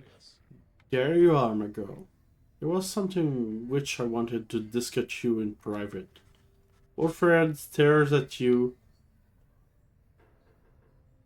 rather silently, as if he's reaching out to you, and then you do not know what me to be the reader. Those such as we were not limiting to reading page from a book. Though your ability in this, I sense, is nascent still. Mirror flashes, uncontrollable. I see as well now that they haven't told you yet. Your friends. And that explains a lot. They haven't told you readers such as you cannot go free. Had wondered why you would insist on pressing onward with this group in light of this. The answer then was plain. You simply did not know, or fully realize. They did not deceive you, by the way. There is no reason they would know themselves other than Tariq. We shall not influence your thinking in such matters. Rather, I had expected when at first we met that you already knew the truth of this, having read a passage of the Book of Right which states it plain. Only those who shall conduct the right firsthand shall walk the path toward enlightenment and become eligible to regain their freedom. Perhaps you have not gotten to that part just yet. Wilfred breaks free from you and looks at you again. Then he speaks to you at normal. It is plain that you are not in adequate condition to conduct the rites, and this group values you as a reader. I wish only to ensure you understand what you are getting into here. Despite whatever hopes and dreams and promise might have been shared, I do not think the rites can help you to return, if that is what you had in mind. So once again, I invite you to depart, and I will see you that you are compensated.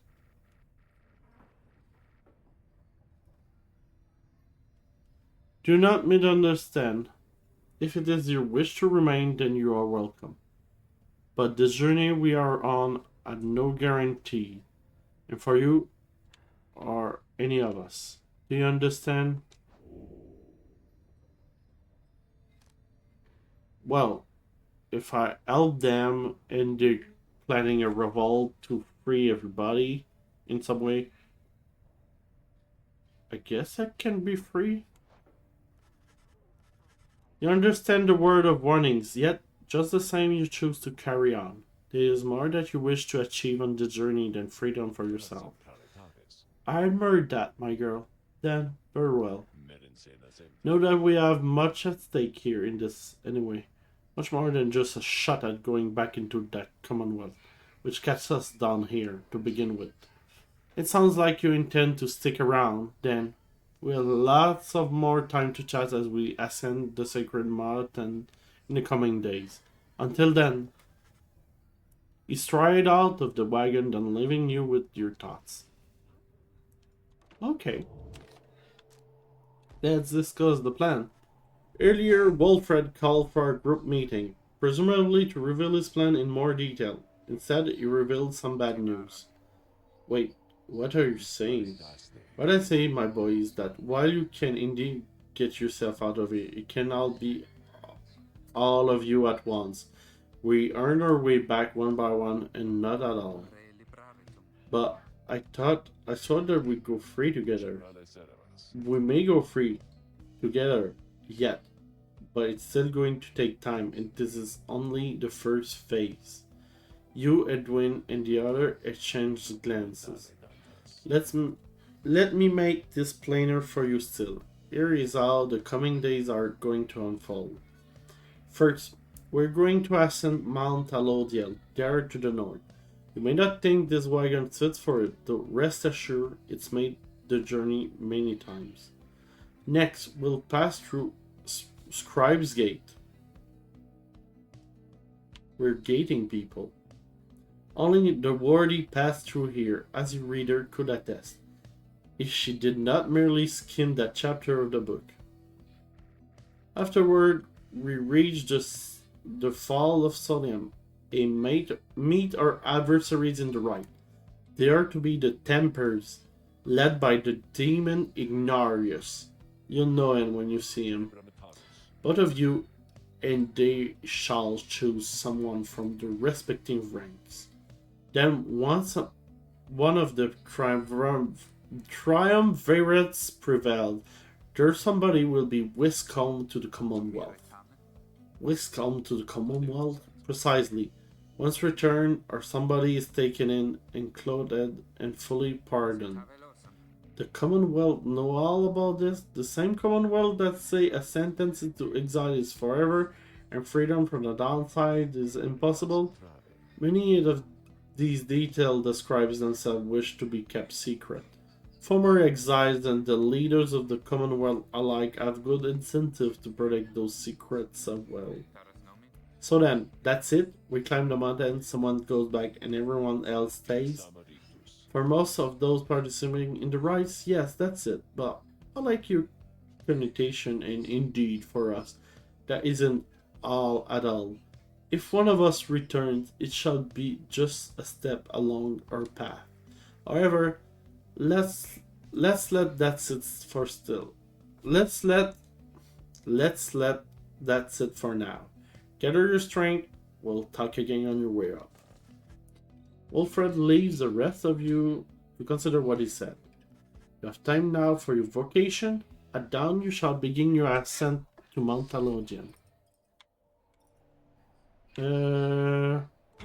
Let's mentor. Mentor.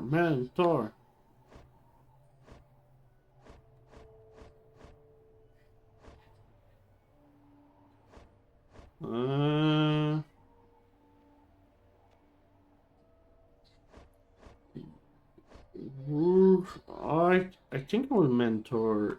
Yeah. Me? Of course. Please tell me something I don't know, for there's lots of it. Gay gains a somewhat stronger grasp of how to better pass the celestial orb through strength of will and trust in one triumvirate than through dexterity alone. She nods in understanding. The hate scribe, they so inspire me, and now I feel that I have grown somehow closer to them, maybe?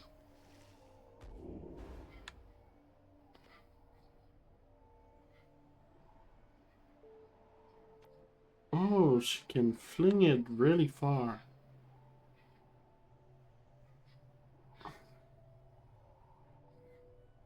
Okay.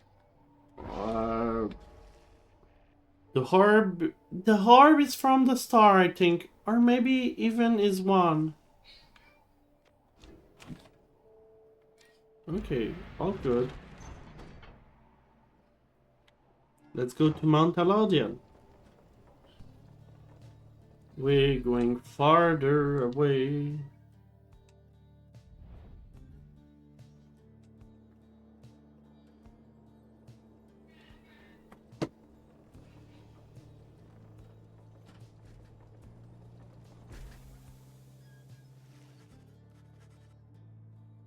Here before you lies Mount Alodian, stretching far beyond the line of sight.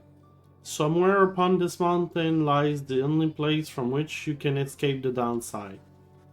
Your companion gather round again before Wilfred, who stands tall as ever. Whether from the cold air or the subject on hand, you sense a tension in the air. Now then, you all have many questions, no? I've done a lot of talking, so go on, ask away. But there's only silence. One question stands out in your mind, which you refrain from asking yet. If only one of you is to go free at first, what shall it be? Go on now, don't be shy. Who first? Questions? Why us? Why you indeed, madam?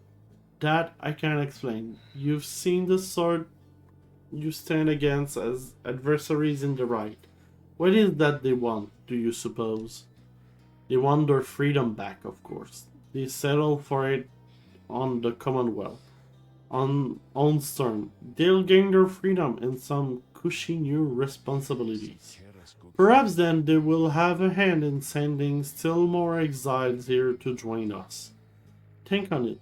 The Commonwealth rose from the ashes of a fallen empire thanks to the effort of the first exiles who escaped this place via the rice.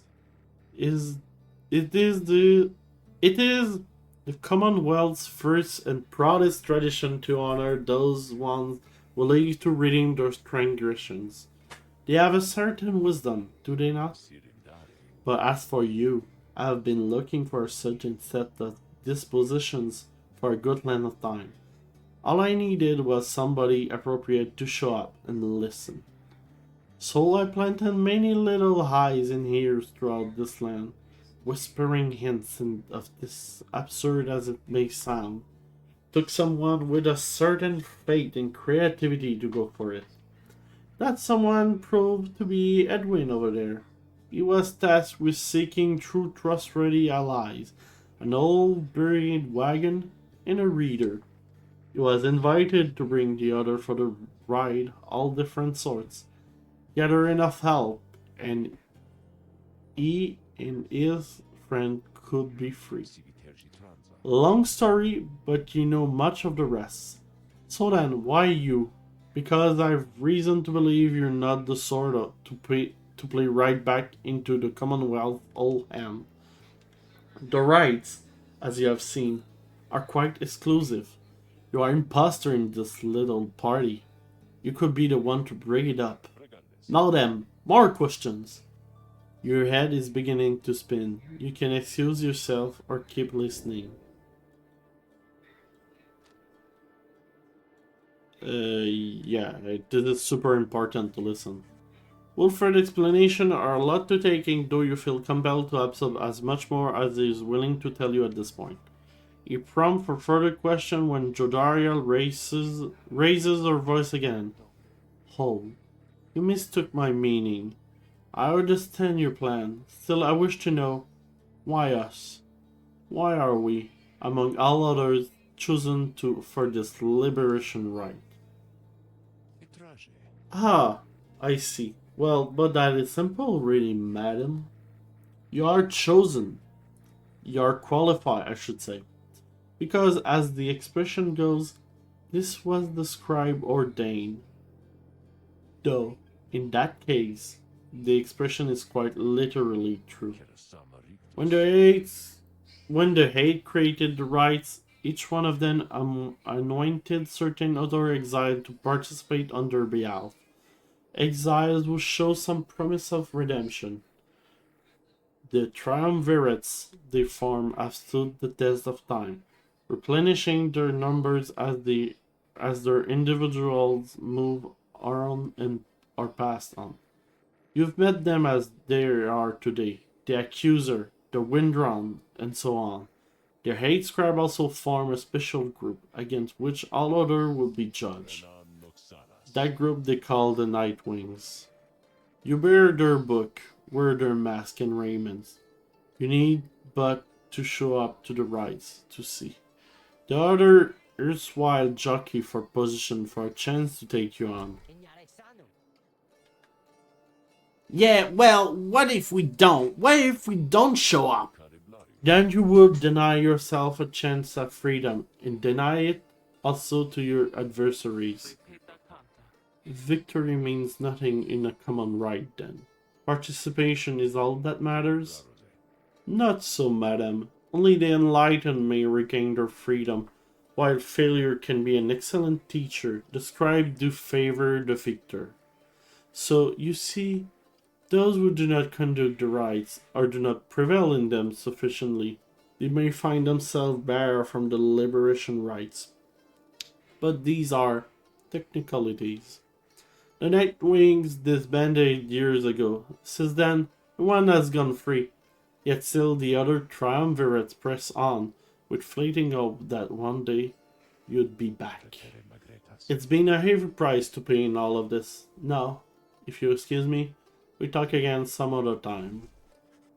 Some murmur to themselves about all of this as Wilfred takes his leave. Other reconnoiter pathways leading up to the mountain and present you with some options. Do we go to Emperor's Fall? She got stashes. Or we could be... I think we should go Bless. Let's be Bless. The sublime beauty of Mount Alodiel, along with the thin air this high above the sea, has been enough to silence even most talkative of your companion. However, Gay has been positively busting with excitement. Isn't it wonderful? I think it really is, don't you? Skoo. You've been here before, Tizzle, isn't that so? Why would you ever leave? I will never leave. I wouldn't leave. I would stay. I think I'd stay. Unless maybe I got too cold or hungry. Wait, is that? Something about her changed then. Wait, look, but Tizzle, don't you see? Look, don't you see them there? Skakri? You yourself see nothing But Gay rises almost off her feet as the imp looks on, astonished. Was that the scribe? It was. I know it was. They say something to me. They spoke to me. They told us we are welcome. That we're welcome there. Gay runs up to spread word among all your companions. Strangely enough, her enthusiasm is infectious, and in spite of everything, your spirits rise. And everybody got +2 for the next ride.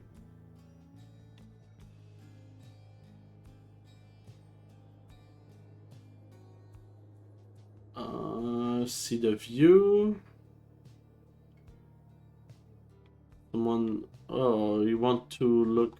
Well, let's go with that. You want to see the water, so I think it's fair.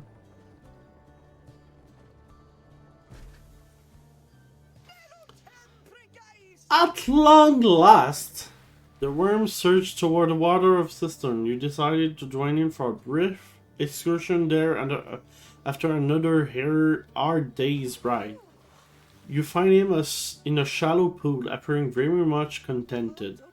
This night he thought he may never feel again fresh water, cool caress against the scales. He sighs, splashing about from time to time. Then he turns his attention over to you.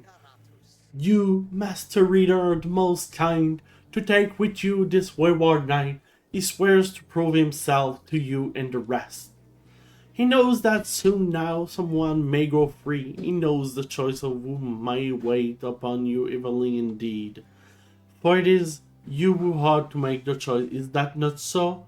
This night he heard it from the others, so it must be true. Now listen, please, upon what little honor this night has. This night penance isn't complete. There's much atoning to be done. So now, when it rises to the occasion to decide who ought to go free, this knight wants you to know something. Please do not choose him, not even if you wish, and not even if you can. He begs of you, allow this knight that simple dignity. With that, Sir Gilman sinks into the water. Estelle waves to you to leave him be for now. Sir Gilman does not believe he deserves freedom yet.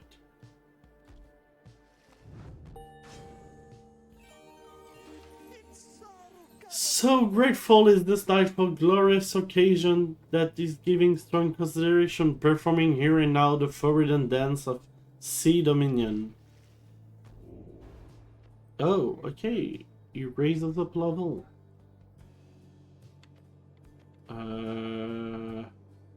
Yeah, we'll take this one before. Anyway, I think it's not that bad. I think it's pretty good because it's kind of zippy. So I like him. You and your companion gather at Scribe's Gate, where the single narrow trail to the summit narrow even more, and fall under an archway carved of stone. Come along now, everyone, and be prepared to speak your mind when you're called. Frankly, most of you still lack enlightenment, but we may pass together much how we act as we a single heart and mind during the rites. Well then, lean onward, Tariq. Please follow me. Removing his hat, Tariq approaches the gate. You and all the others follow.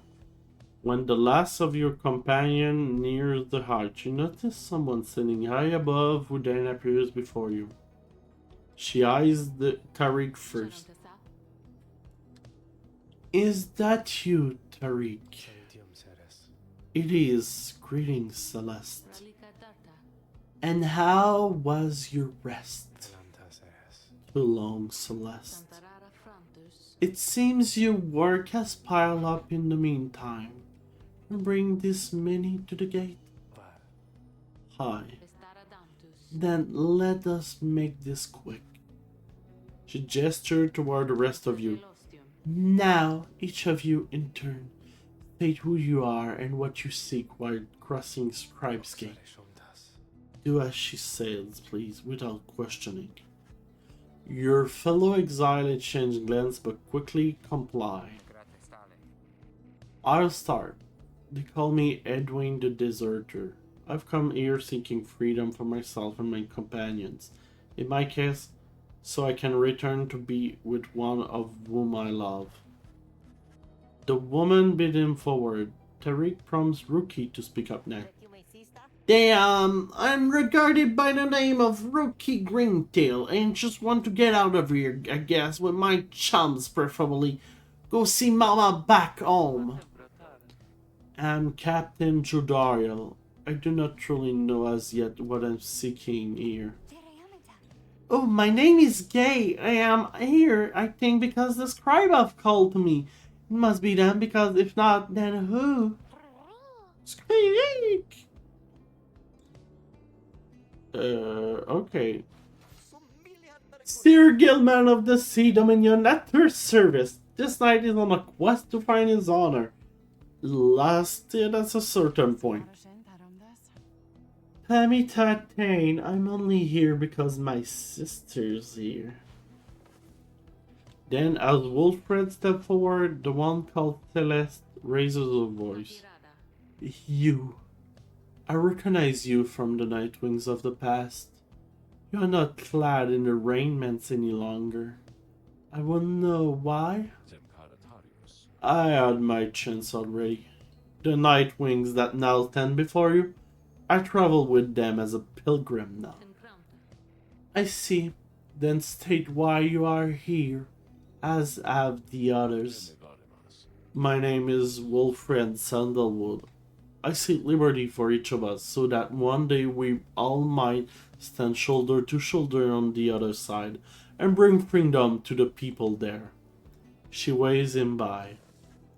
Then she turns to you, for there is no one left to go. Ooh, what reason we are giving her?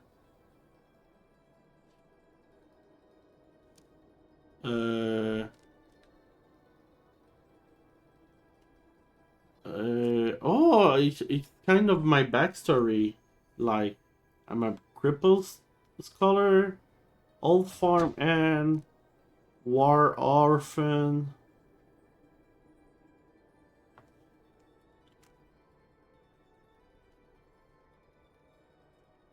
I will keep it mysterious. You cannot for the life of you recall a time before arriving in the downside. Details of the Commonwealth are scarce within your mind. Perhaps you wanted to forget the place. The one called Celeste continued to examine you, expecting you to address to your response. Oh, what I seek. True freedom, help your friends, want revenge, see what happened. Well, let's go with true freedom. We want to help everybody. You wish to regain your freedom, not simply to return to the Commonwealth, but to be able to live there in peace. If Wolfred's plan shall bring you up that peace, then you shall do your part to achieve it. The woman regards you for a time, then nods once, and waves all of you by.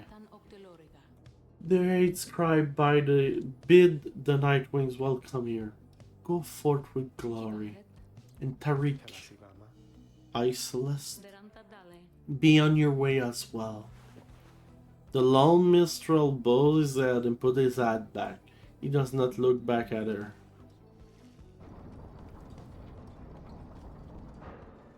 She's super cool to be.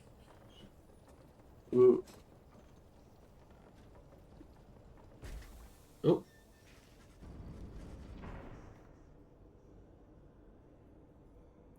From the top of Mount Alodiel, you can see the distant downside before you. You think on the many thousand leagues you cross to reach this point as the sky grows dim. Oh, we got a new page, and we can talk to Jodariel. Jodariel appears to be prepared for whatever is to come this night. Though it is not yet dark, she is already in her raiments. Edwin soon joined her, also looking ready. Any sign of Rookie? None as yet. Complain about us chafing at the color of his mask. Our freedom might be engineered that color then. I'm certain that it is. They share a laugh together. The three of you exchange glances, but nothing is said or needs to be said. Soon as Wilfred is to believe, one of your companions may regain his or her freedom. Hey, what do you miss? I'm late in the starting. Is it starting yet? Easy, Rookie. We got a little time. It isn't starting yet.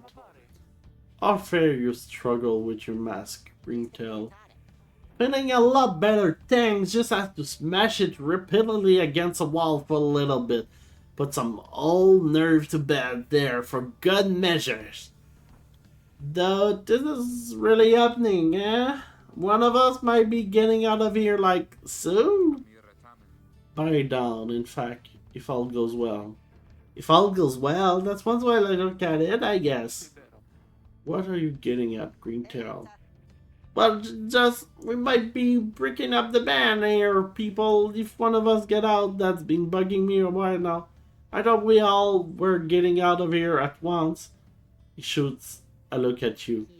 Some of us, we might not be getting out of here at all. Edwin slammed his fist against the wall. No, not if I can help it. We made a promise to each other, each of us. The four of us, we're getting all out of here. I care about the others too, I do, but we've been here from the start. I want you to know my promise is to you, and I do believe you do the same for me. So it's like this. If any of us get out, great, but it's just a start. We're going to do whatever it takes there on the other side to make it to rest of us can go back there too. What do you think they're gonna build a bridge down here if we act nice or something? I don't know what it's going to take. I just know we have to try. Jordariel turns to you. Reader, we shall find a way. She nods to reassure you and to reassure herself. Rookie nods his head in turn, and Edwin's gaze never once faltered. Well, my friend, I think it's just about time. Let's go. One by one, they turn toward the door. The fall of Sonium awake, a vital step in your quest for freedom, yet you feel in your heart that it shall only be the first. Oh.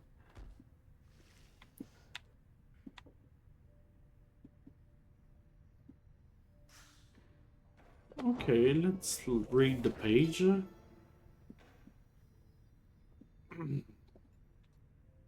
The imp whom I we helped to save my emperor. And when the danger did subside, my emperor Solian Mur, he said something to me which shook on the essence of my being. He said, "You gave your freedom, Master Galatian, so that I may yet have mine. You too now are an exile of the downside. In all the days which I left, I never could repay the mercy you have shown me. So if I cannot do so in this life, then I shall do in the next. We crossed the land together, and together with the hymn gained the company of those who saw in what I did. Okay.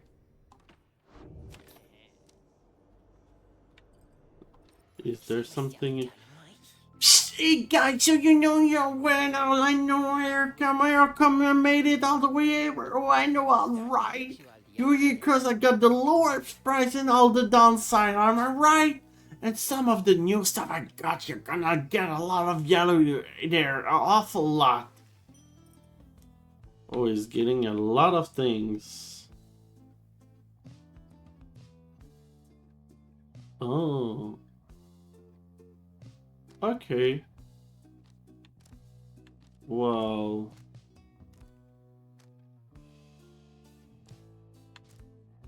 Oh, there's Stardust that cost nothing.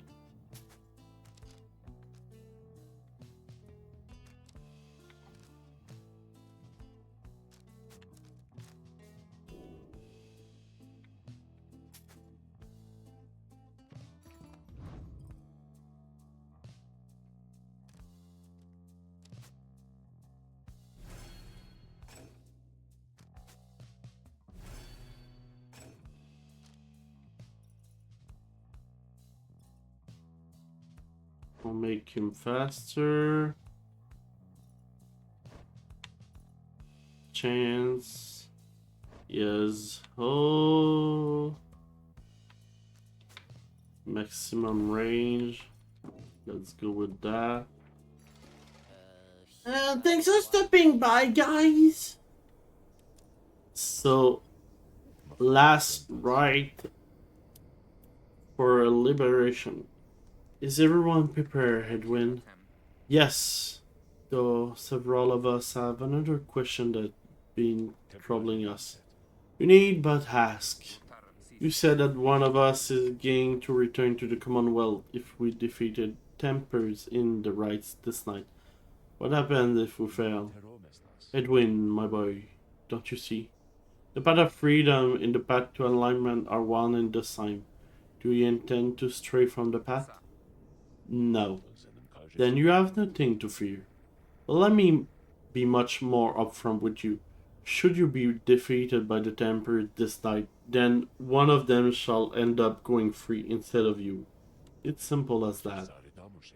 What then is to be done? The very same as if we achieve victory. We await our next such opportunity and make the most of it. Tonight our plan is set in motion. We are united in our cause. We shall look as ever toward the star for guidance, and seize upon our future chance just as they arise. So look up, my boy, and set aside your doubt.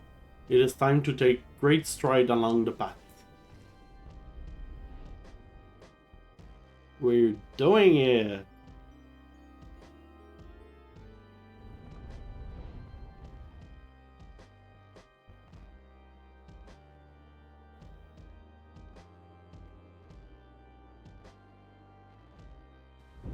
Many years have passed since last the Nightwings gained the summit of the sacred mountain and stood upon the fall of Solium.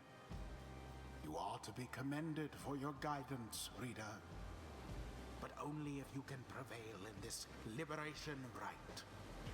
Here you stand to gain much more than some enlightenment. Your adversaries are none other than the Tempers. I trust they need no introduction. Soon, one among you shall regain their freedom. The pyre burns in each of the triumvirates is present and prepared. I concur. The pyres burn in each of the triumvirates is present and prepared. Then, anointed one of the Tempers, come forth now and declare yourself and pay any respect you have unto our adversary, the Nightwings. A massive demon swaggering into view. He reaches for his mask. Oh boy.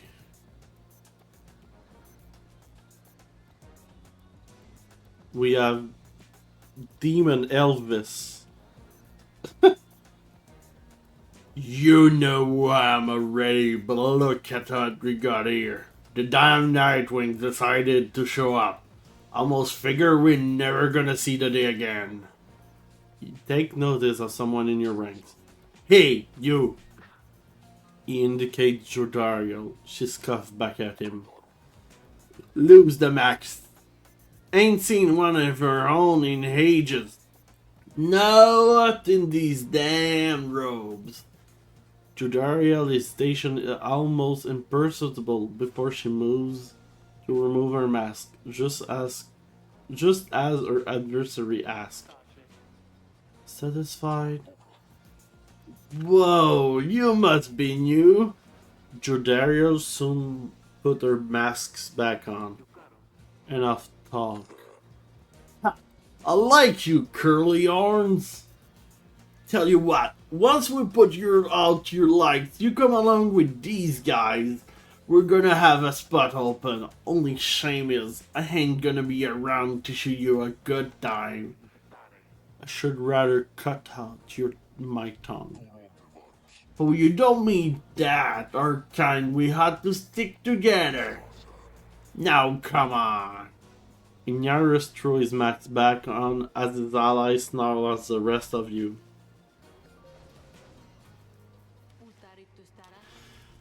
Have the Nightwings reached a decision on whose behalf they shall conduct this rite? Harry gets your attention in a subtle way. Reader, this is it. The first companion who your shoes shall be anointed to go free this very night, if you prevail. The others too, in the triumvirate, shall lend their aid. As you know, only the most enlightened in the ritual are eligible to go free. Not all among you may be ready yet. Now, Nightwings, I would have your decision. Who most deserves their freedom?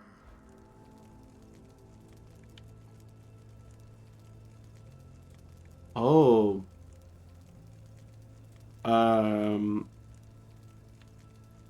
I really think I should go with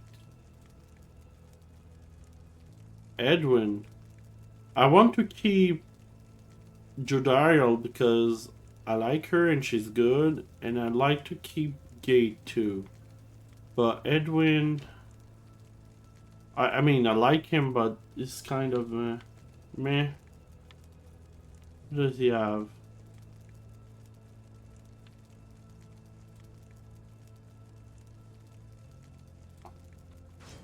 Edwin. Aye, if you insist. Then the Gate Guardian looks upon you and your adversaries. Very well, then. Under the watch of the hate scribes, here are the stakes of the Heaves' liberation rite. Should the Nightwing prevail, the one called Edwin the Deserter shall be liberated. Should the Tempers prevail, the exiled Ignarius shall go free instead. She then turns to you. Now, who amongst Nightwing shall complete your triumvirates to strive alongside Edwin the Deserter and seek to his return his glory? Shall lend him support. Oh, who do I want?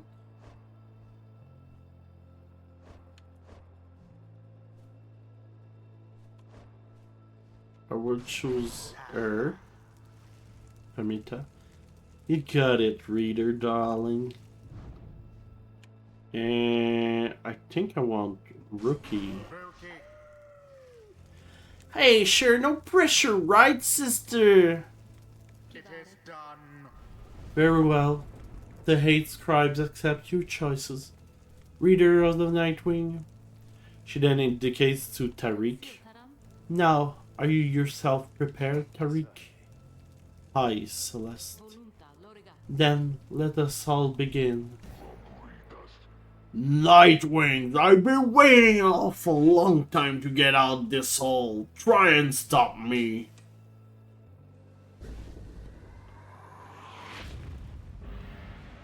Commence. Oh, is it the maze?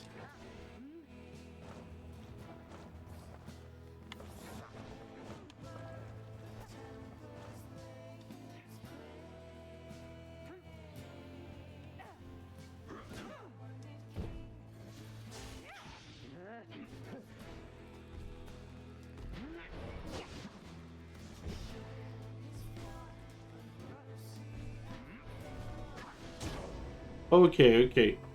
Oh! Oh! It would be harder than I think.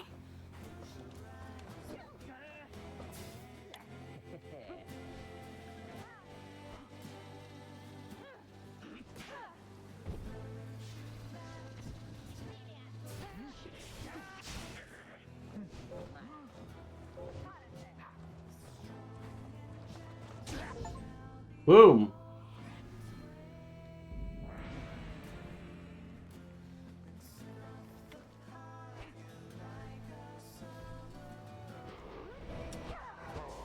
Oh my god, no!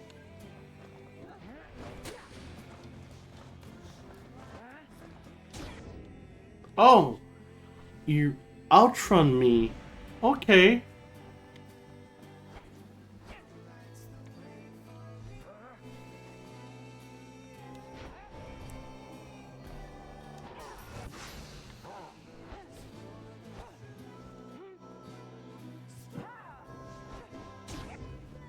Okay. Oh, they have more health than my team.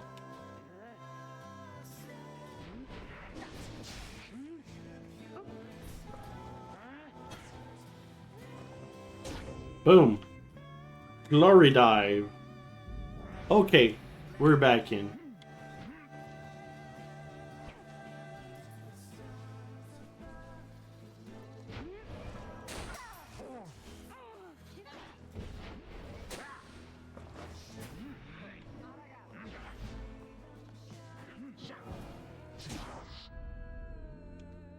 Oh.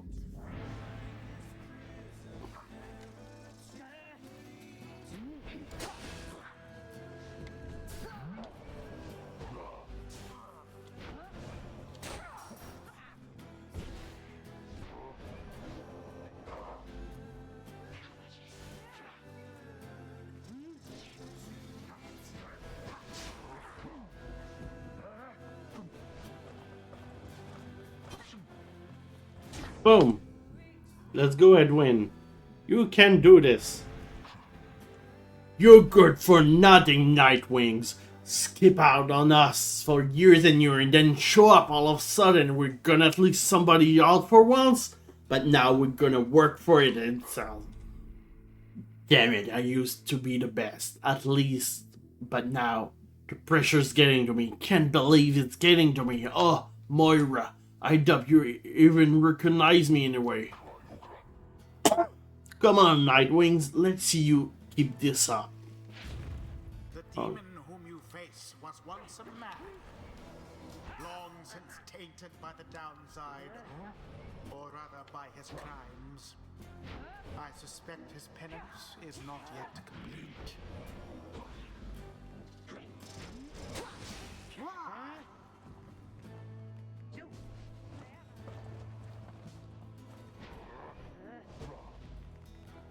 Boom! Brilliantly done. Okay.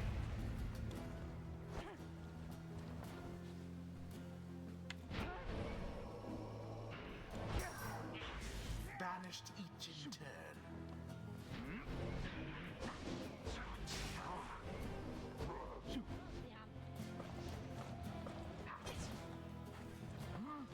Woohoo! Edwin Okay. into their fire. Only one shot left. More than a lick of flame remains.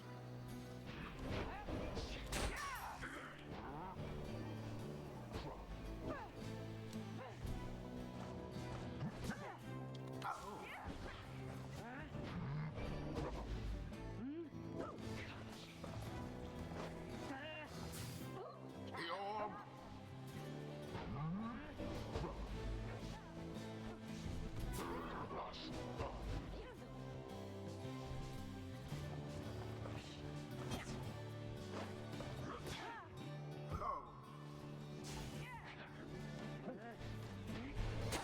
Didn't see it coming.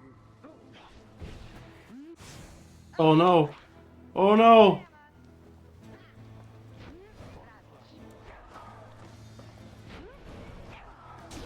There it is. Okay.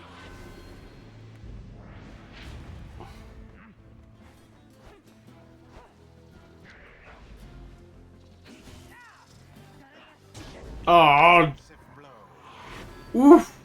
Okay, I cannot lose here. I cannot lose here. Now to the flame.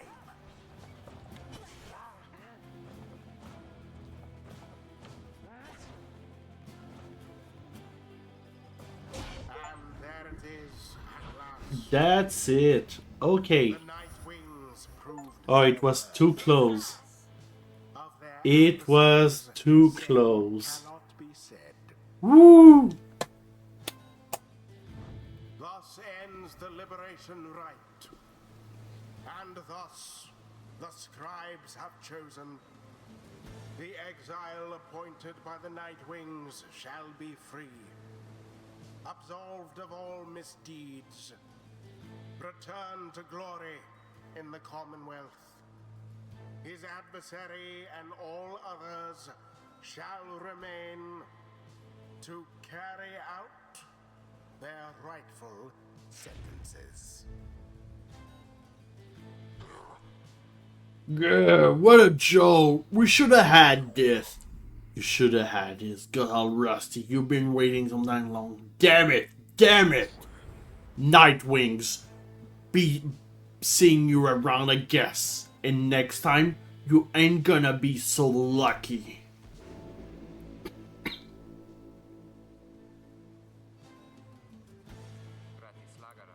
We did it. Then, I guess that means I have to go. I broke my vow to her that we will all go free together.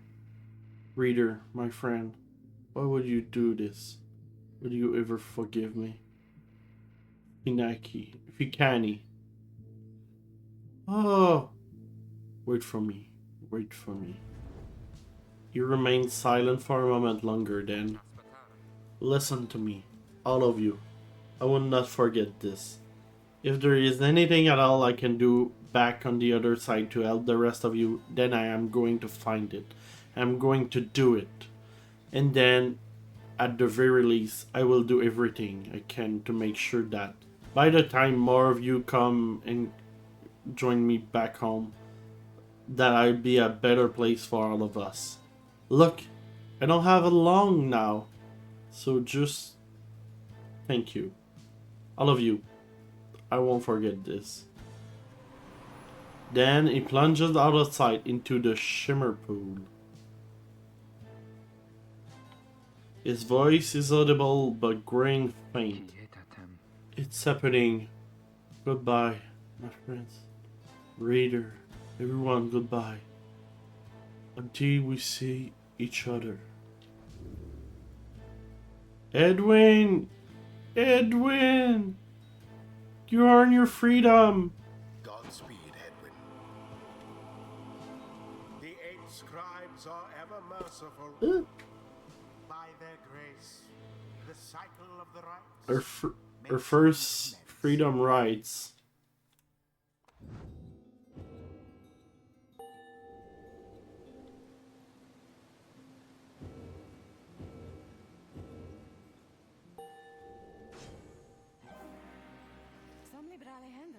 All in all, having to unlearn everything I've learned is going somewhat faster than expected.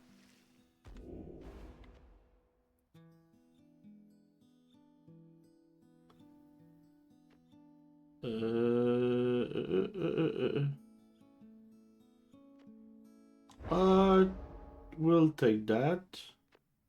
Yeah. Until the rites begin anew. Until the rites. We liberated our first character.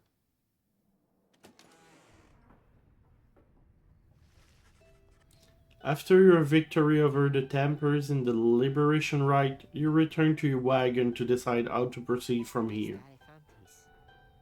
I'm going to miss that guy. It is quieter now, but I will see Edwin again if we... If we persevere. Our journey now has begun in earnest. We just need to make a few last preparations while we're here. Wait, what about the stars? They don't seem to wait around for us. About that, reader, go see for yourself.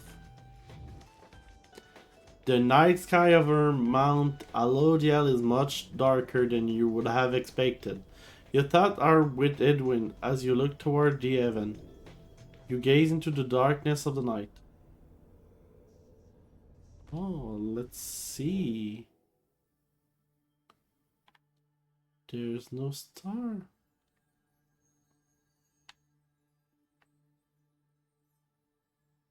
Hello? You search and search the sky, but in vain. No stars shining now. The stars reveal nothing, did they not? You confirm his suspicion. It as the book foretells. This is the chance we need to make ready for what lies ahead. There's a heavens out here we travel up down, and when the stars decide to shine for us again, we'll be ready. Marks my word. Oh, I can talk to someone. Wilfred again.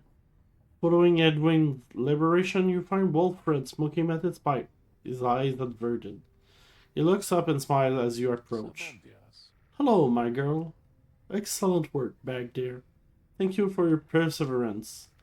Though I was just reflecting on how very fortunate I've been in all of this.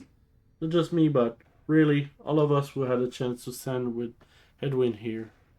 Ours is, admittedly, a somewhat desperate plan.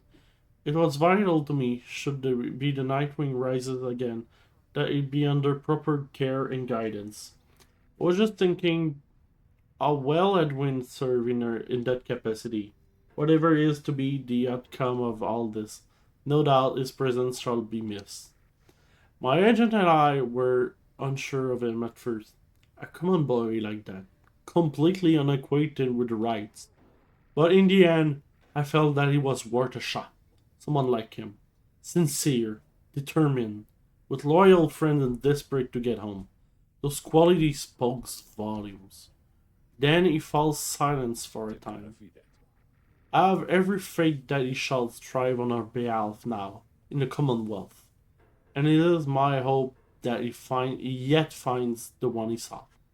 You and Wilfred speak little more of Edwin for now. You are left wondering what shall become of him in the Commonwealth.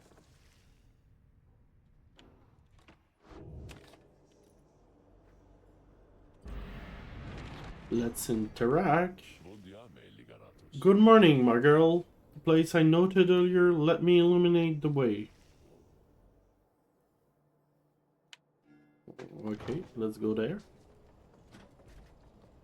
Let's go there.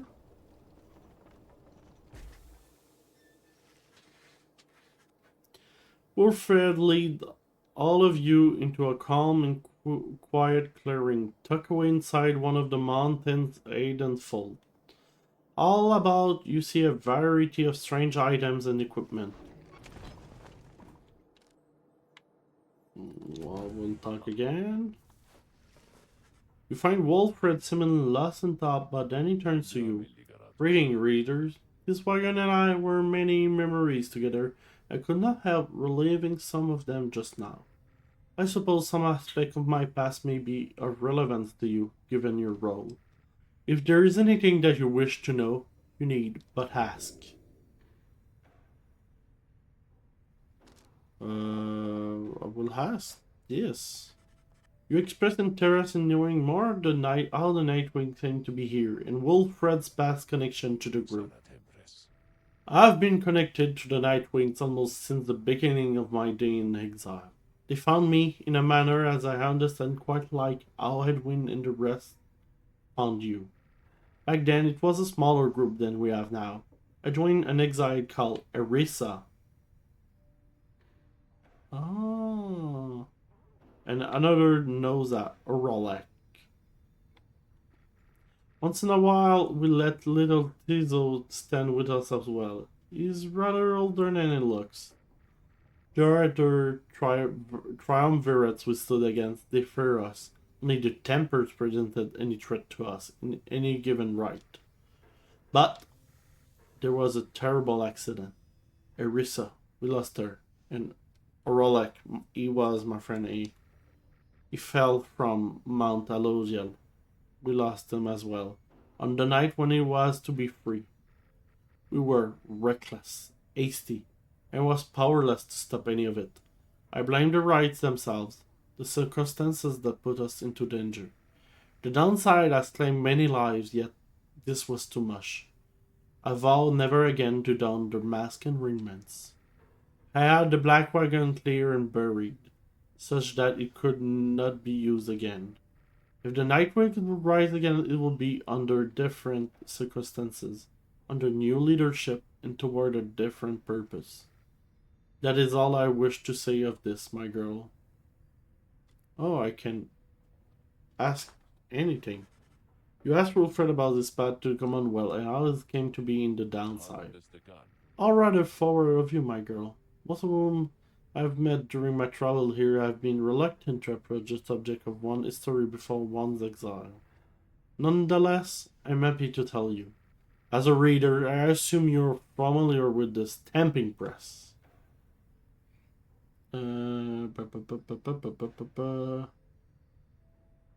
Okay, cannot read book. I own and operated one. I took the issue with the Commonwealth, the ban on literacy, the interminable wars against the Highwind remnants. I spread the truth about it all with my machine, under pseudonym of course. Still, I knew I was putting myself at risk, and sure enough, my stamping press was eventually discovered and burned to the ground. I, however, managed to elude capture for a while, but not long enough. Hearing the downside, I chanced upon the Nightwings, who were searching for a reader. In that respect, my past, I think, is similar to yours.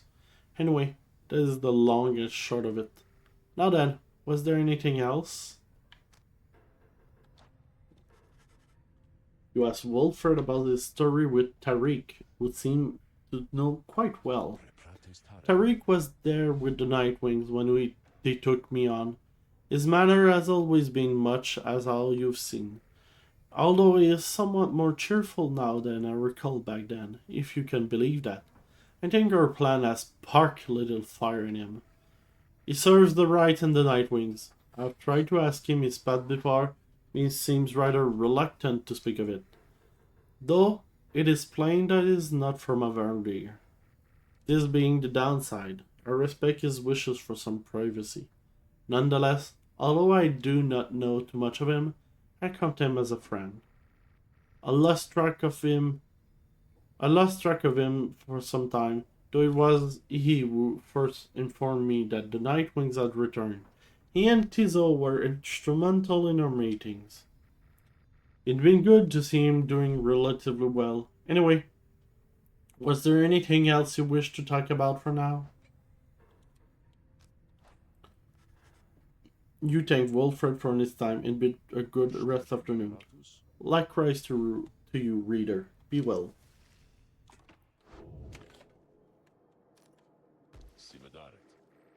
Everyone, the amenities are modest at the Moonlight Alcove, but I suggest that you get comfortable. We may be here for some time. As for myself, I have some business to attend to. Please leave the wagon in my care for now. It shall be ready by when you need it next. From the mountaintop you can see all across the downside. It's impossible expense staring back at you. The thought occurred to you that you may never see another land besides it. And so you and your companion wait upon the mountaintop in quiet solitude, anticipating when the cycle of the ride begins to turn again. Then you shall have another opportunity to free one of your own. You may earn back their freedom one by one. Many moons pass. Then one evening,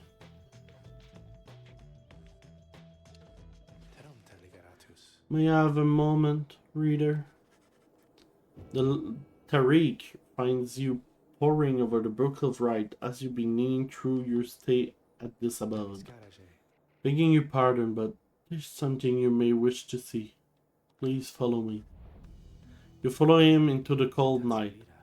Look forth, reader, madam. The star shines like you have never seen. Once more the path towards salvation is revealed, but now something's different.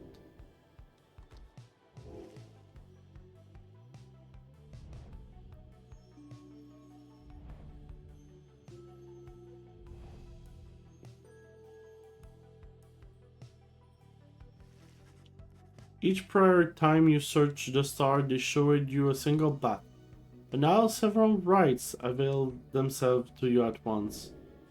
Henceforth, you may choose from several different rights. Oh, okay.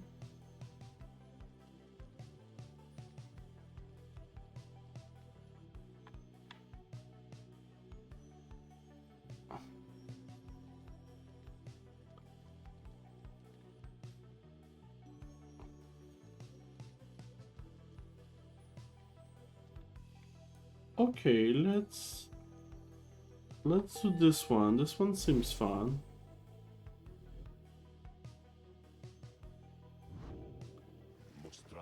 The stars urge you that we go to the kind of a home a long way off. Wilfred, sir. Are we to reach kind of a home in due course of time? You know full well, Tariq. Preparation are complete. You think you see Tariq smile, ever faintly, but cannot be sure. He asks the other to gather their belongings and rest, and then assemble the wagon there at dawn. We shall be departing at that time. As you will, sir. The cycle begins anew. As the year advances, you will find there ought to be fewer right this time, until once more we are to traverse Scrib's Gate. Exactly how many, it is difficult to say, but our next chance at liberty ought present itself much sooner than before. So let's be ready for it. Now then, see you in the morning, reader. Your companion have not traveled far from Moonlight Atoll. Word of the news soon spread throughout the group. And oh, can I save? I want to see.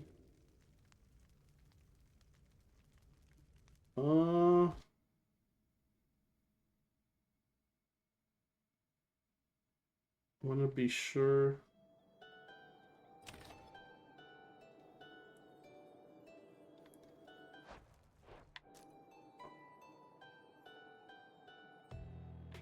Okay, I think I'm good. So I think that would be it for the night. Thank you for anyone that have come in to check my stream. I hope you have some fun. I sure have some fun on my side. And we will resume our travels in Pyre in 2 weeks. Or maybe not. Let me check. I have to check something really quick. If I have to check. Yes, in 2 weeks. So, see you there. Have a good night and ta-ta.